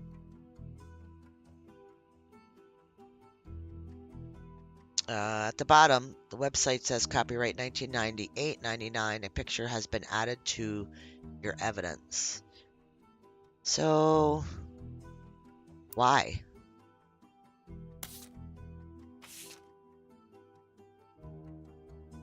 Lincoln Baby Photography website. Labeled as Cam Lincoln reaching for his namesake. I guess he takes after his father. Val Lincoln. Yeah. Val Lincoln and his son Cam.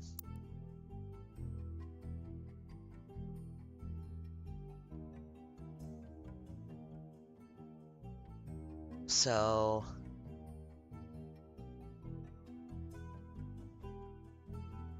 I have no thoughts, anything on where that would be. Nope. I definitely don't think that's a thing, but okay.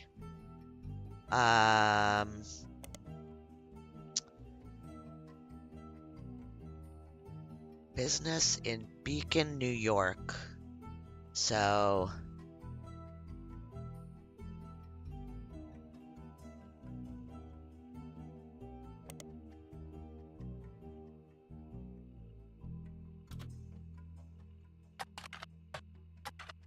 I've never done that.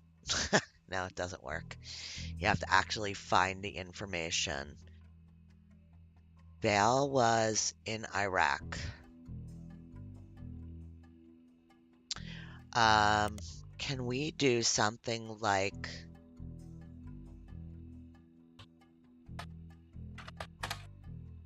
No.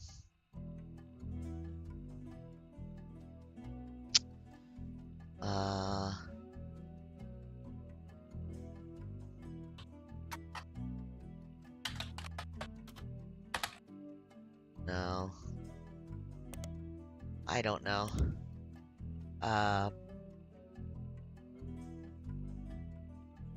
Why?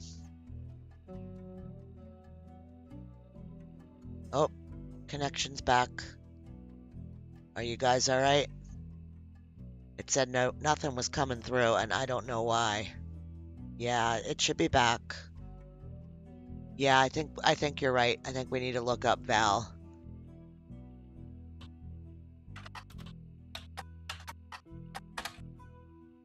Only Val Lincoln with any kind of web presence is Valerie Lincoln, a realtor in Michigan. As far as you can tell, there's no connection between Valerie and the Roottrees. Um, I think it'll be that way. Ah, we got another picture. Oh, cool. Hang on. That's a cool picture. Val Lincoln's War on War. Okay. We want this back. This is nothing. And we'll get rid of that because we have it here. Okay. Telephoto is a photography magazine. This 1992 issue focuses on the photos of Val Lincoln, a photographer who went overseas during Desert Storm. He won the SEPA Award for photojournalism specifically for the photo on the cover. Val got his start in high school when he took a photography class because, in his own words, he couldn't decide what else to do and thought it would be the best career in the world to shoot for Playboy. But he quickly found out he had a knack for it and began to skip lunch and his free periods to spend more time in the darkroom. After graduating, he tried to pivot to landscape photography, but didn't have a passion for it. I work much better when trying to tell a story of a person or an object. He got lucky when a photographer mentor of his, who was going overseas to cover the war, decided to take a chance on him. Most people wouldn't call it lucky to go to an active war zone for no pay, but he bought my plane tickets, all my meals, and even pulled some strings so we could rush my passport. For someone that had never had a real job or even left California, it was a hell of a break. Val was only 19 at the time, and let's do this. Val was only 19 at the time and shot the photo that won him an award the third night he was there. Wow. The photo depicts Lisa Clementine. So the photo was taken by Val, but it's of Lisa, who lost an arm in Operation Desert Saber. According to the article, women were not subject to direct combat, and Lisa was in a vehicle at the time. The vehicle had to pull over suddenly when a road ahead was partially destroyed, and she and a fellow soldier were severely injured by a landmine.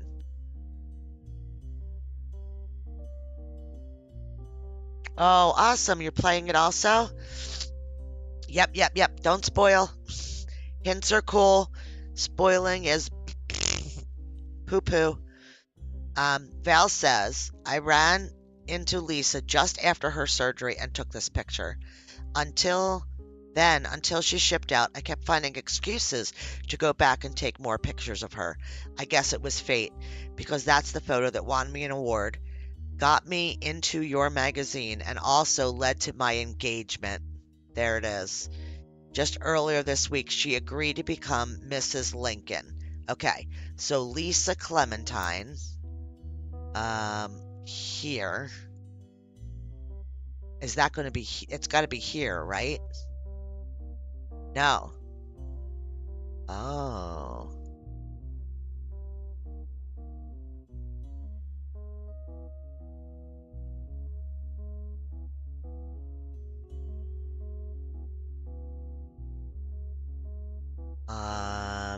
Well, she's got to be here instead of Mary. But I thought Mary was the first. But we put her down as Webb, right?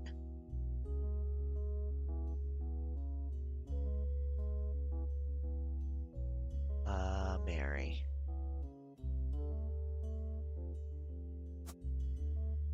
Oh, am I screwing this up? I feel like I'm screwing this up.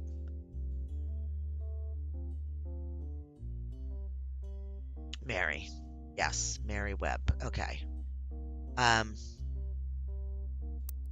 So this is Lisa Clementine. That. And this is Val.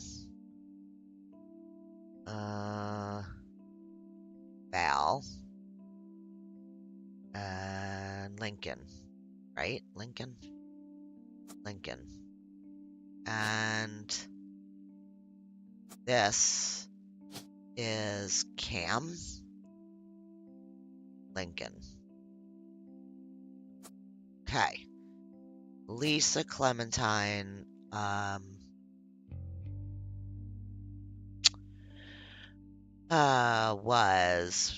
Do we say... We don't know what she is now. Military? And it doesn't ask us what he is. Am I right? Am I good? Is it making sense? Ricky. It's interesting that Clementine can be a first or a last name, but odd that we don't see Tangerine as a first or a last name. Hey, John. Okay, I think that's, and this is just baby, obviously, at this point. And we have to put her occupation. She's a travel agent. Okay. So I feel like this is all right. Which finishes off this area. So we could either... we don't have enough locked in.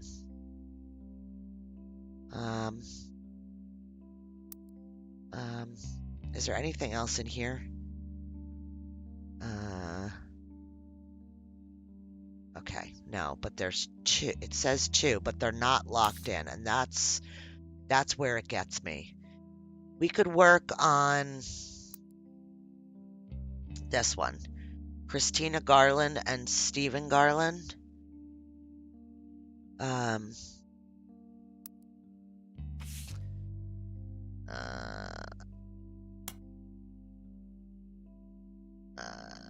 Christina Farrow. But Christine Garland has been hired. Do you think they're the same thing? They're just,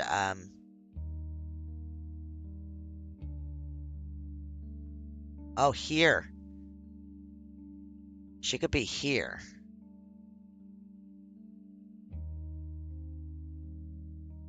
If she was married and no longer is married and is having a child from an affair.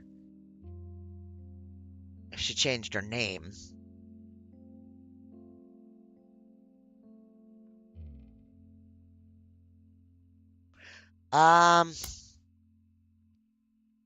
Four additional. Yeah, something's not right somewhere in one of the blues.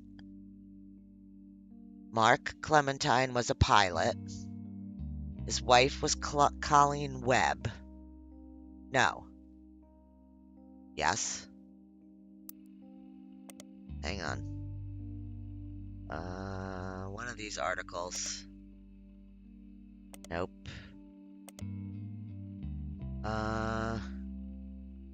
Nope, not that one.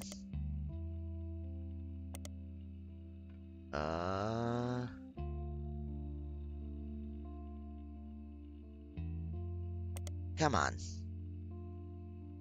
This one? Nope. Where's the one where they talked to his girlfriend? Here, Colleen Webb, Mark ex-wife. So she is a Webb.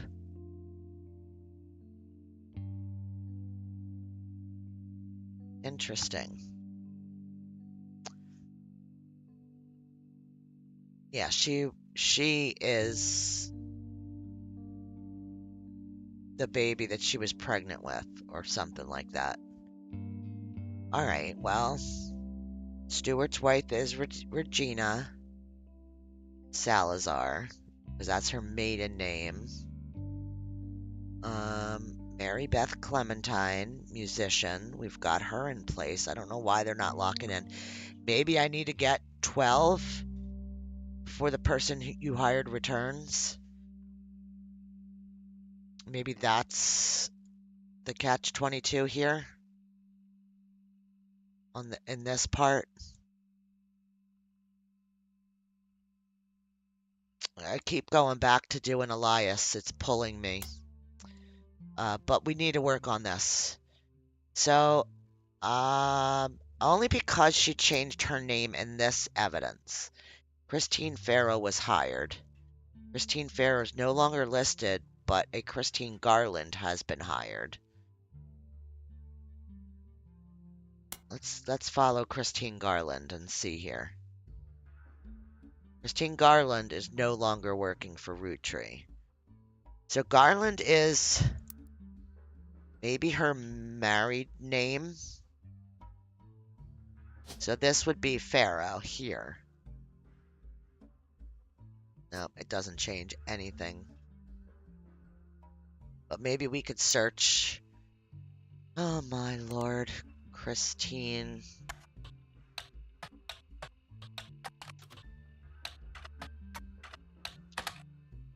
Nada.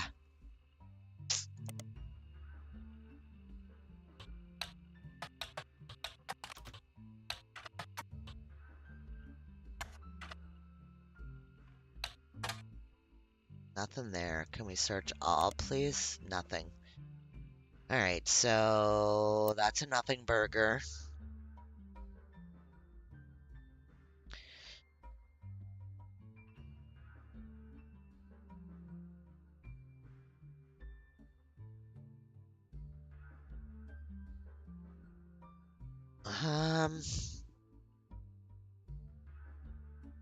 Yeah, it says every 4 relatives below it, but yeah, somebody should have locked in here and they haven't. So I'm not exactly sure. I mean, this all fits, so this is right. We know Stewart was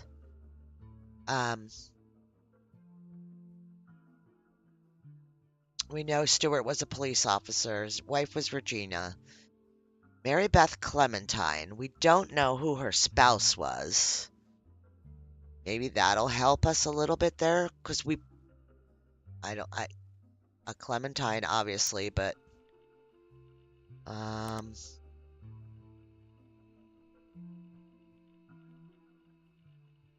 lordy, lordy, lordy.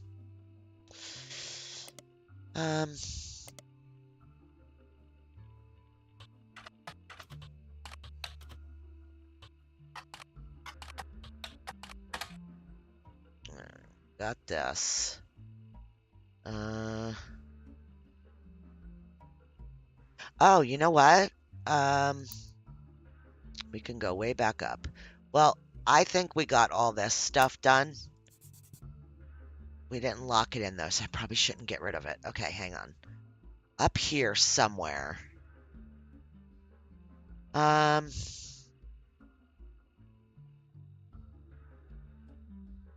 There was stuff about her. Did we get rid of it? We might have. She adopted 2 children, Stuart and Mark. Okay. We've got them in place. New Edison.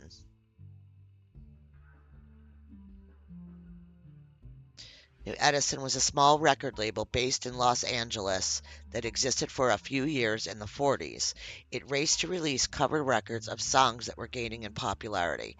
According to a website about the history of recorded sound, it was named after its founder, Sterling Edison. Oh, this is going to throw everything way down at the bottom. Okay, it's going to be a hot mess. The biggest claim to fame is being sued by the estate of Thomas Edison in Records versus Edsel. So why? You also find a few references to New Edison and Mary Beth Clementine on sites about old records. One collector says that the Holy Grail is a re-release of the Old Rugged Cross, and says that the first edition was originally published before she legally changed her name. Okay. Another site,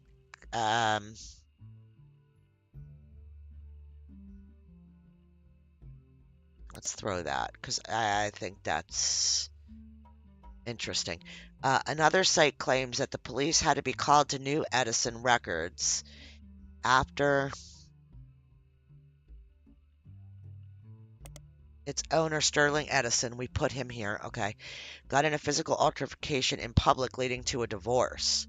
There are no cited sources or evidence, and the site's content seems user-submitted.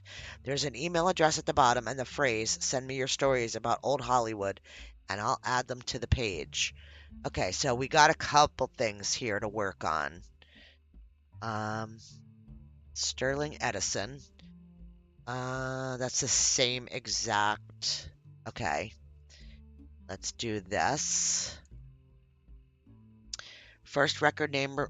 One of the first record labels named after Thomas Edison. Yeah. A website about lawsuits mentioned this is a fun case because the name of the lawsuit was actually the biggest problem for the person being sued. A record producer who called himself Edison was immediately outed as not actually being named Edison.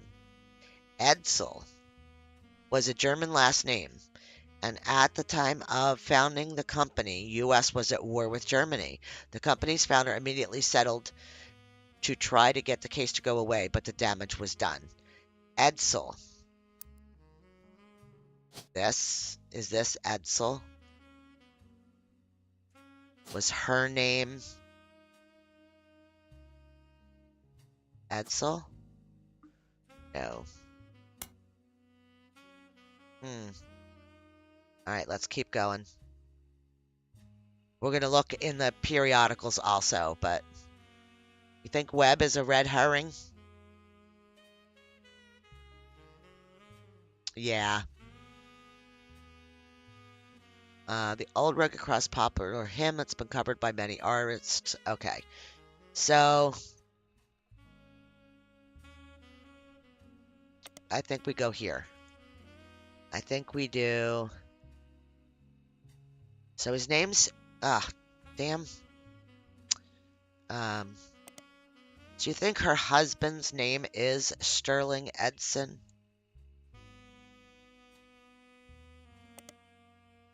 New Edison Records and Modern Monthly Music had quite a lot of overlap.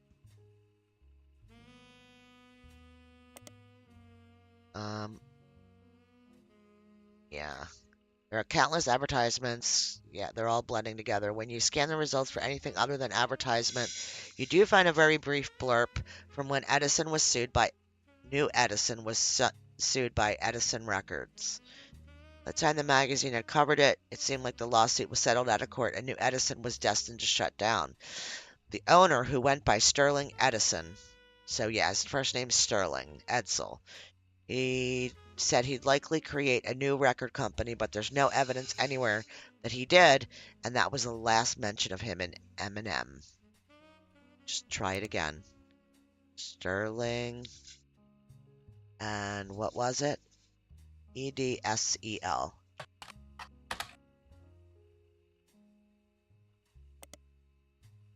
No appearance.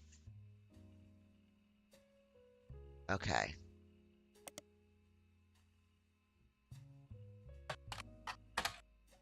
Nothing. Alright, well. Think Webb's the red herring? Yeah. I don't think it's Webb. I don't know, though. But I still have enough here that it should have clicked something off. I mean, I know this is right. So even if the only two people with Webb are this one and this one, it still should have clicked off with the 4. Let's see if there's anything more on here.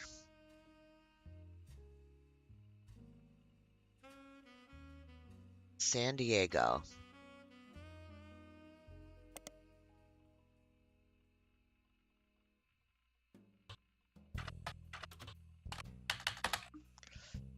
Nada.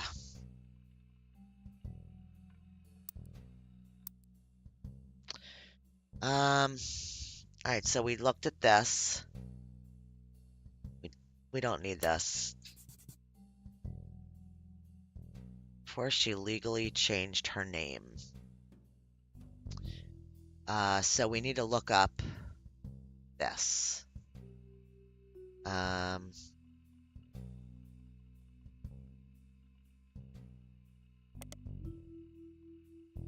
innocent. It was advertised. Mary Beth Quaker.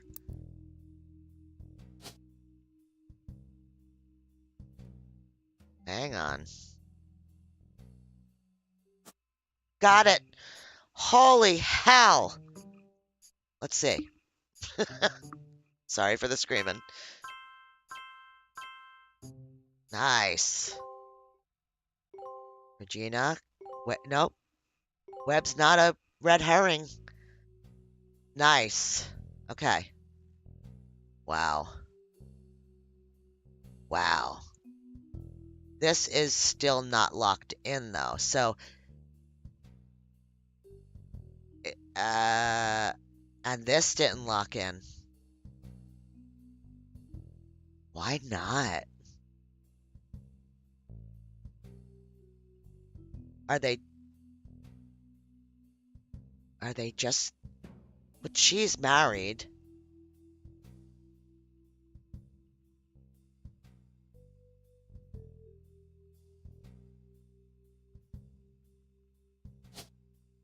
Did she get it? Is this one maybe is Clementine? Even though she goes by Webb publicly? Because it has to be her birth name. I'm not sure. I don't know why that's not clicking. I don't know why that didn't click in. This is for sure. Unless it's not considered her last job as being in the military.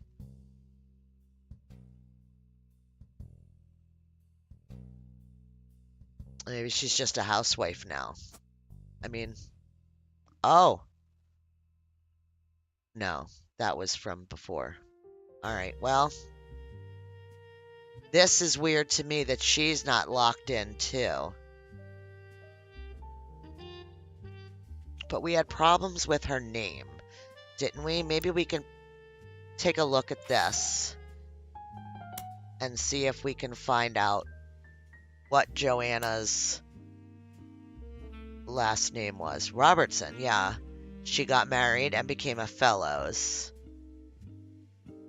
And then she no longer worked. And Christina took over. That's going to be our... So it was Joanna. And then Christina. Right? And then... Who's the next secretary?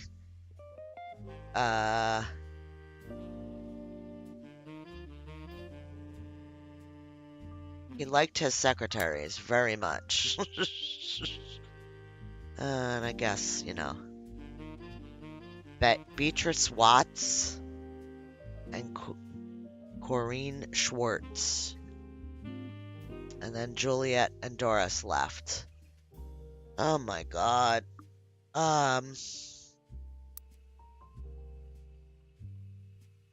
Alright. Christine. We need to go get back into the whole Garland thing. I think. We need to get back into that mess of evidence.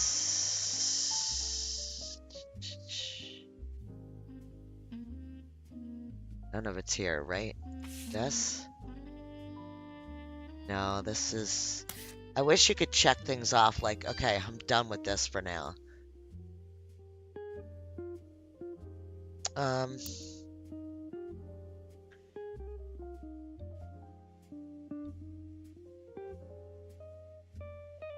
We didn't really... Did he lock in? Yeah, her husband didn't lock in. We don't really have much. What if we search Mary Beth Quaker? Oh, that's what we didn't do. Okay.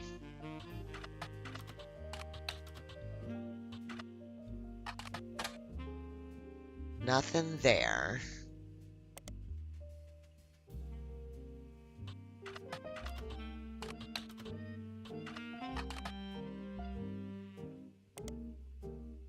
Old Rugged Cross, Mary Beth Quaker. So, search all. That's it. That's the only thing we got. Okay.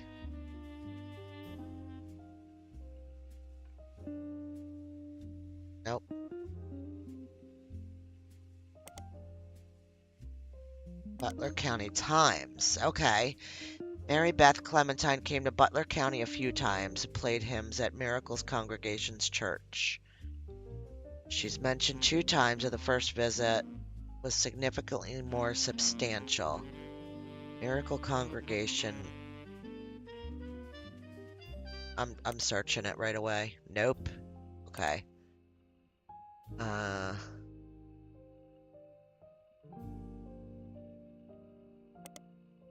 Nothing in periodicals. That's interesting.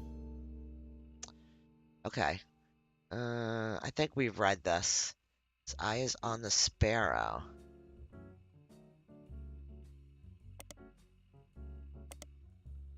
Oh, this is a good one. Oh no, it's the same thing. Reached out to her personally. Church leader was moved when he heard the recording. His eyes on the sparrow had very special meaning to me. As you know, I've had a difficult upbringing, no secret. My own eyes have always been a source of struggle. The song is about overcoming sadness and hardship through Jesus. If God can find a way to watch over every sparrow, he can certainly watch over those made in his image. My family's fortune does me no good as a man of the Lord. It's much better spent spreading his word, and I've felt a kinship with Mary Beth ever since I heard her voice. When I learned her personal story, I knew I had to help whatever way I could. The Bible is full of adoptions, from Moses to Esther. Spending your life taking care of those helpless to help themselves is incredibly noble, and she and her sons are welcome to stay in our guest home. I guess so. Second visit was a few years later. The article mentions that her first visit was a massive success at the insistence of Miracles congregation. She's returned. Okay. Her second son's adoption had prevented her from touring recently. So, yeah. So that's the boys. That's where this picture came from.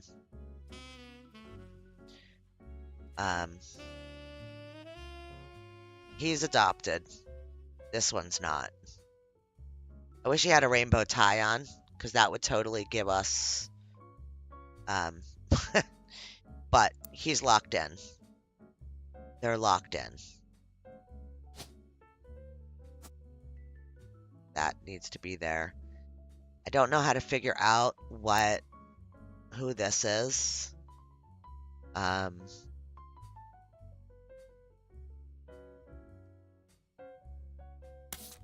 But we'll get there. What else do we have? The missing Piketty pages.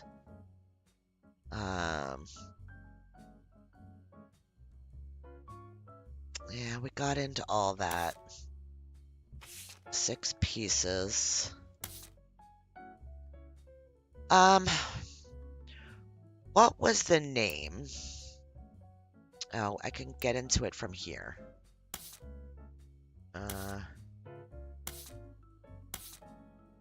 This. A Life Between Wars.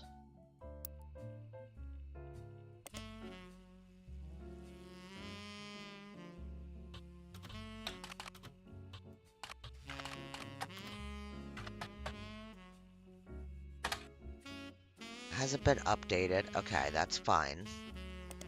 Search them all. It's the same thing. Okay.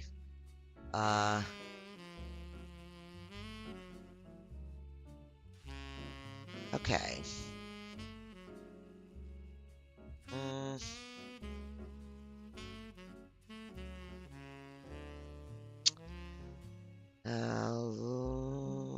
We'll just look up.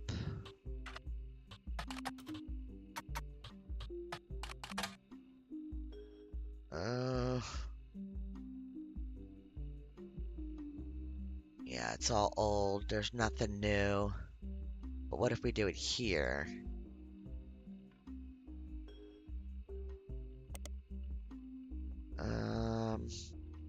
Tracked down by a Bright reporter as being in one of the most upscale memory care facilities in Pittsburgh.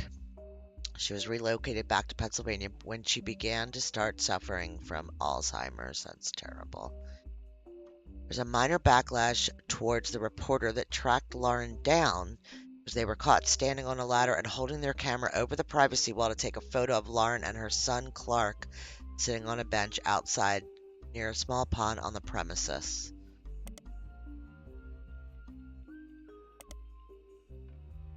Okay.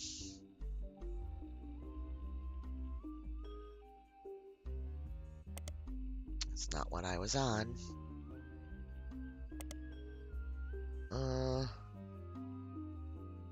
What was her second book called? So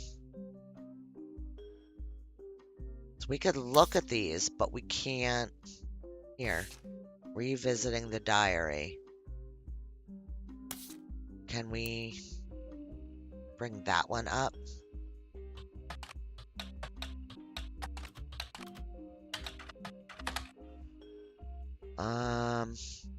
Rare book. Okay.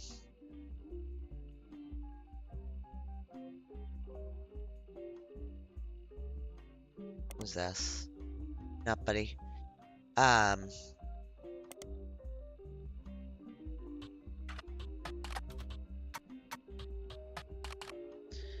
what was it? Revisiting the diary.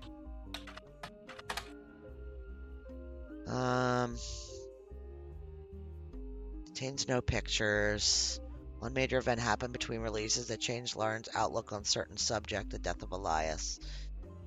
Okay, so that's not giving us what we want.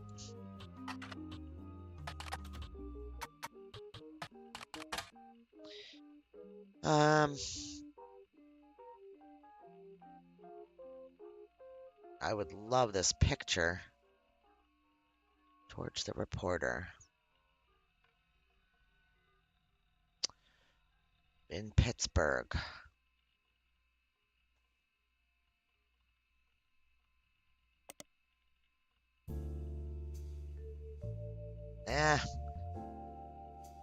Oh no, you didn't miss much. I'm on the struggle bus.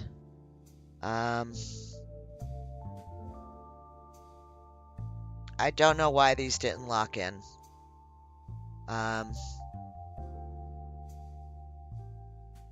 I think this one's a Clementine.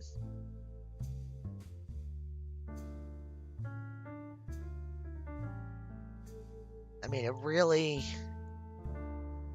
only matters if, which, yes, her dad is the basket baby, right? Like, so this one was a public adoption. This one has all kinds of weird circumstances surrounding it. So it makes me think that this one is his. So it does matter that these are right, because they would be blood to him. And obviously, you know, these go here because they're locked. Just don't know what Lisa Clementine. I'm going to search her again.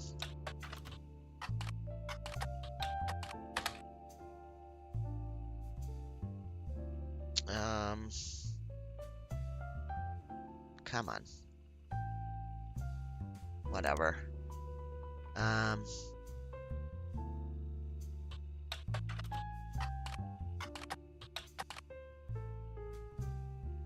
The only thing I get is Val.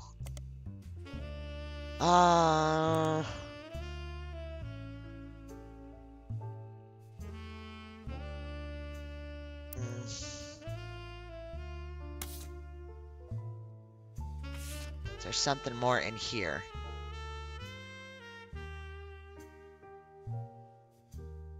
It's all about Val.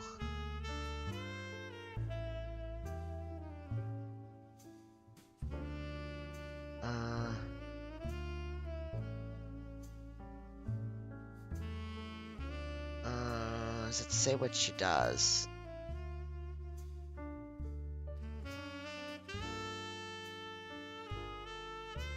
Mrs. Lincoln.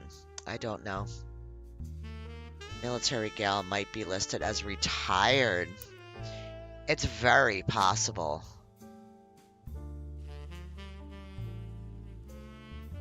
Nope, there's no retired.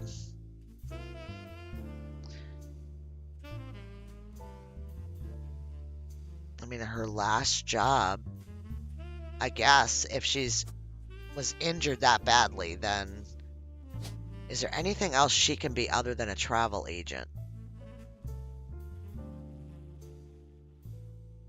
Like a CEO of her own company, maybe she is.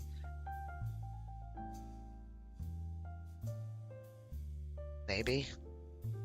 I do think it's travel agent. I don't know.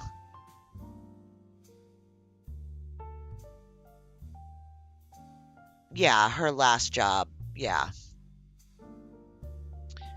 We don't have any mention of him. Oh, we do have a picture of him, though. This. We could put that there. I keep going back to this whole Garland thing. But I think that we need to get into the philanderer. So in the beginning, I know I'm jumping all over the place because I'm hitting dead ends. I think that way in the beginning,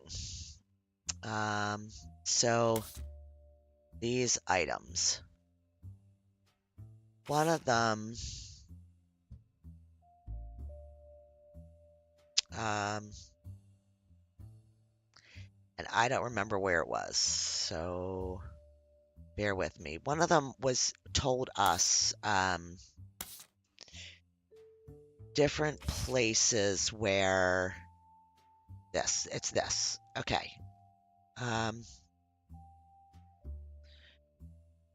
Took over as guy, not a fan of remaining faithful to his wife. Many their hires at the time were single young women, and he had parties. 20 years ago, Sam warns that most of it's hearsay, and still you find the following information. One of Sam's farm supervisors was named Elizabeth.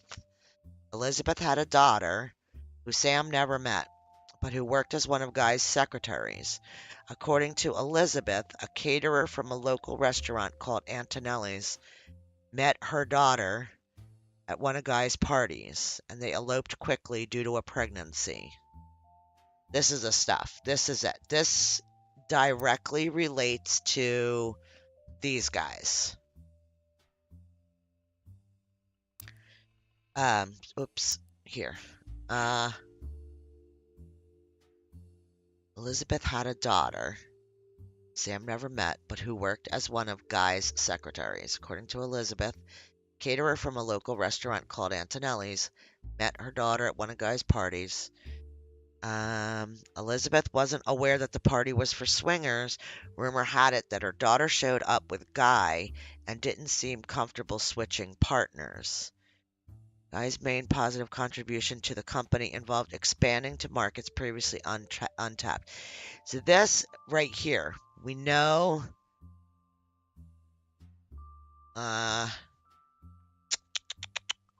caterer from a local restaurant met her daughter at one of Guy's parties and they eloped quickly due to pregnancy. So would that be Stephen was a restaurant guy, but it doesn't. Elizabeth had a daughter named Christine. Would that make sense? Wait. If this is Elizabeth, no, that doesn't fit there. Where does that fit? It doesn't. He didn't have an affair. Oh, maybe. And he married her because she was pregnant. So this would be Guy's kid.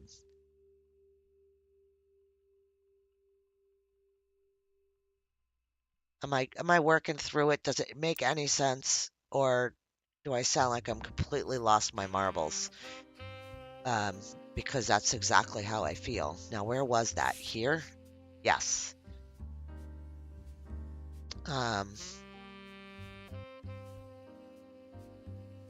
That her daughter showed up with Guy.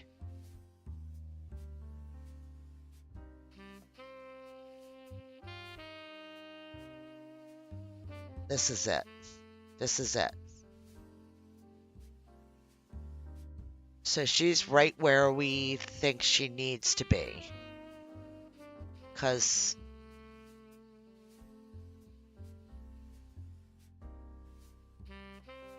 Elizabeth worked as one of Guy's secretaries. Okay, let me focus in on this a little bit. Elizabeth Cravensworth. Would that be her? Might be too far out. Let's see if there's an Elizabeth closer in. There she is. Elizabeth. It's... Yeah, we don't have an Elizabeth before that other one. Elizabeth Farrow. Right here. And isn't that the maiden name that we got for Christine?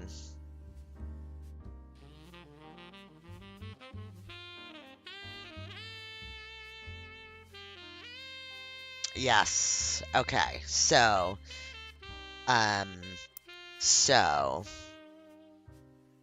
yes. Okay. So we've got her placed right. We just don't have all the stuff. I think that that's right. And then, yep, her daughter was hired. This is 5P's mom. She got married and was added to the list. They got let go. Christina Garland has been hired. Okay, so she got married. Okay, so how do... Yeah, I think you're right. The only thing that we can do is search for Stephen Garland and get all the information we can on him. Excuse me. Okay.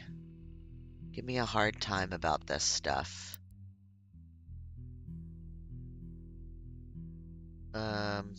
Sorry. Here we go. It's up here somewhere.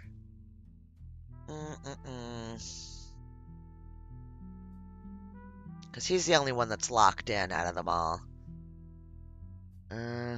It's gonna be here.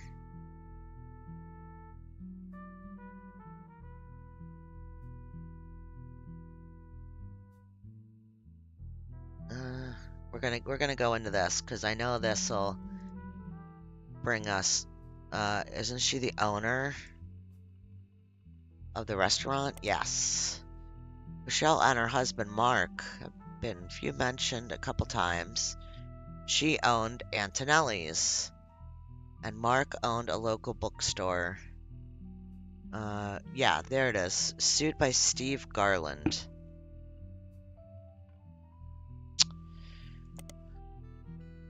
It's going to be the same exact article. Yep.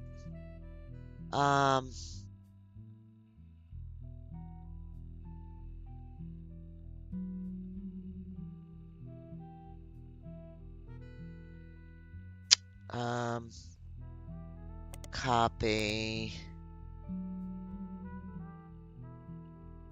I can't paste anything in there.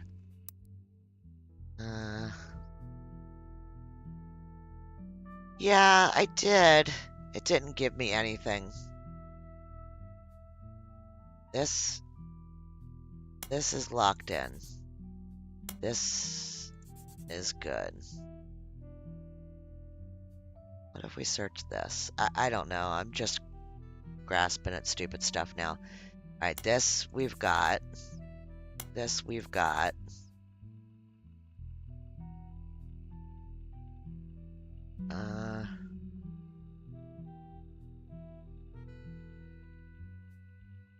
I think that's locked in. Let me check. I want to make sure before I delete stuff. Yes, she's locked in. This is gone.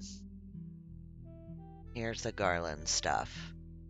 Married to Christine. Christine was pregnant, worked on the farm, delivered produce. Now married to Steve, working as a secretary. Yep.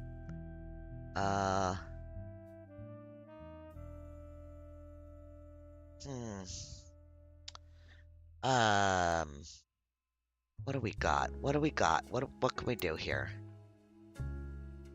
The 2 books. I mean, I know I've done them already.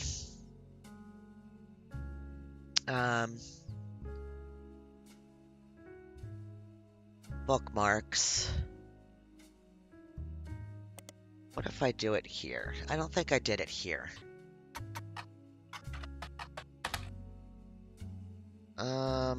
Let's try to make sure that we do it correctly.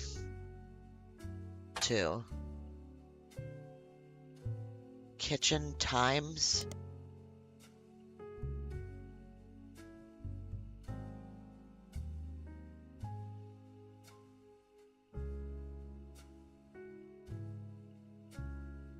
Did I miss something?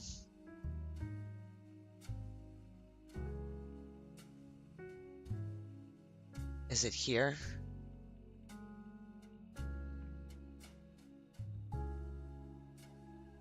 Kitchen Tales.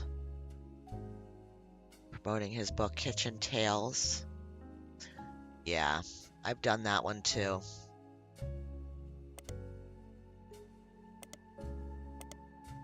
Yeah, it's the same article. It just keeps giving me the same stuff.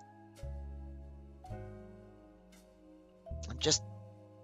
Ah, God, I just threw it all the way at the bottom, and I didn't... I was just highlighting it. Whatever. Let's re-grab it. And... Spider search it! Damn it. I hate when things are so simple. But yet, you miss it by like an inch. Kitchen Tales was a story-based recipe book credited to Mark Zimmer. Had some success after it was featured on a morning talk show. Book released before the internet was widespread, so mentions are rare.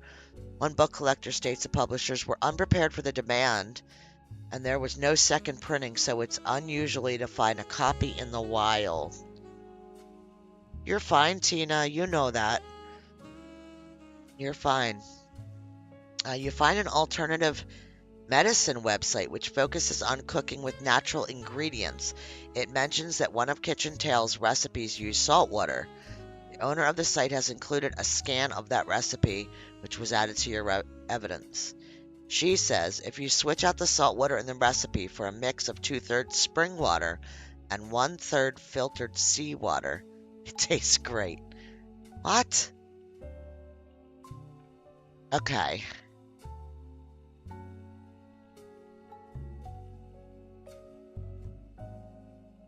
Okay, so why was it in such a demand? Alright, let's go look at our evidence. What did we get? Okay, Kitchen Tales is a book that combines recipes and stories. Had mild popularity, but seemed to disappear from online marketplaces in 1992. You found a scan of one story on the website. It demonstrates how to bake the platted loaf. I don't know. So we'll just grab it. For years, 2 bakers, Flora and Yates, flirted. Okay. They grew their friendship, compared recipes, and combined knowledge. She loved his salt and pepper beard. He adored her rosemary cheeks. Alright, let's see. They thought sweetly about each other, but one day whisked away, conscripted to bake the army's bread. Her tears salted the bread. No. We're gonna leave that go. It's just a recipe. I don't think it's... I think maybe this is something, but I don't think this is anything. But it sounds delicious. Olive oil, rosemary. Yeah, it sounds delicious. 10 to 12 years later, they met again, and seemingly by fate, Flora's unique dough had earned her a position as the king's personal baker. Yates had found success as well. He baked for the kingdom's 45 diplomats. One day they returned from the Duchess Isles with a gift, 450 unbaked loaves, and they were sent to the palace bakery to teach a method that required no kneading.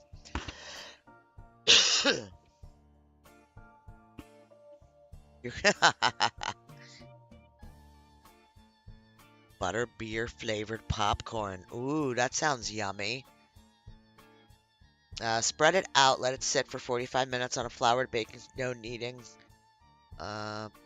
Prepare a Dutch oven with, yeah. Upon seeing Yates, Flora delighted and distraught. She felt like I don't really want to read all this. Yates warmly, he'd be unable to bake with her. She'd face retribution for being unprepared. She cried to Yates, adding more salt to her dough. Cut the dough into 2 equal pieces and lightly sprinkle salt across the top of only one of them. Yates eased her pain, insisted that she had no obligation to prepare for a return she thought impossible, but he shared her fear of retribution. He knew if they did not solve her predicament, they'd miss their final chance to bake together. In the end, instead of wallowing in the present, they worked together to shape the future. They twisted and entangled their doughs and baked them as one. Thus was born the platted loaf. Word quickly spread of this new delight. The king's decree on royal parchment was that it would be considered a delicacy. Roll and twist the pieces to entwine them, and take the twist and wrap around the inside of a Dutch oven, atop parchment from outside. That's not that.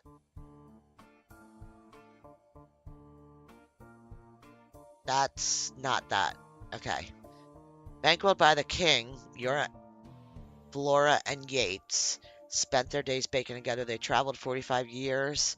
They settled down 15 more. Their souls were golden with no regrets. Lastly, bake for 45 minutes. Okay. So that was absolutely useless.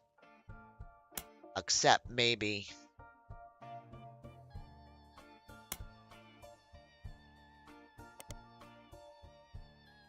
Damn it. Come on. Nothing. Okay.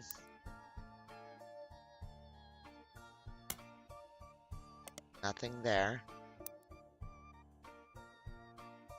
Come on.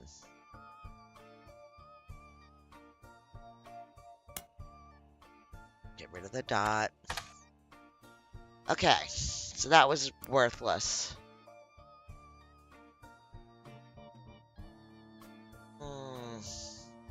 Didn't get me anywhere. Go to my evidence. Okay. I'm in my evidence. Hey, Story. How are you?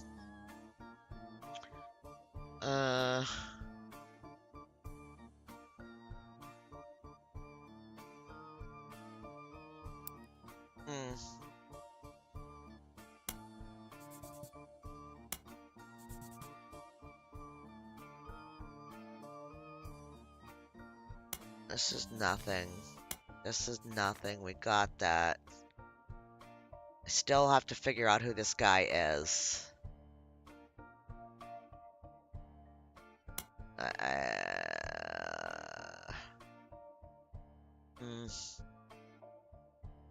Know about the garlands, honestly. I just finished the Fords. Oh.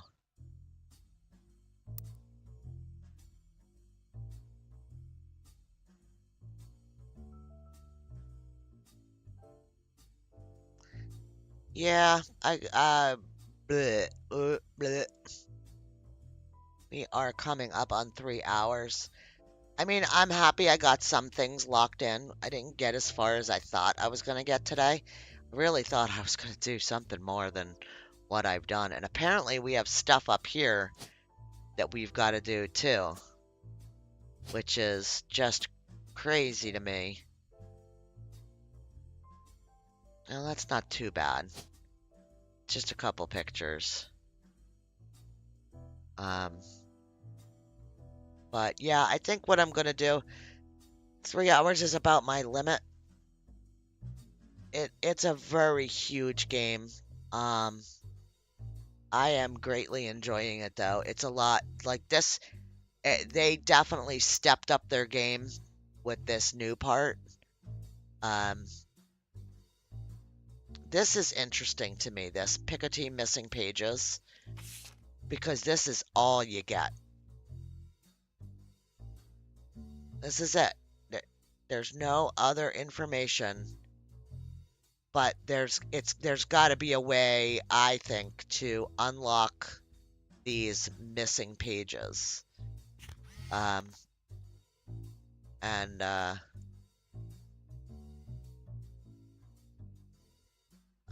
don't know how to go about doing that, but yeah, I think I'm going to leave it here.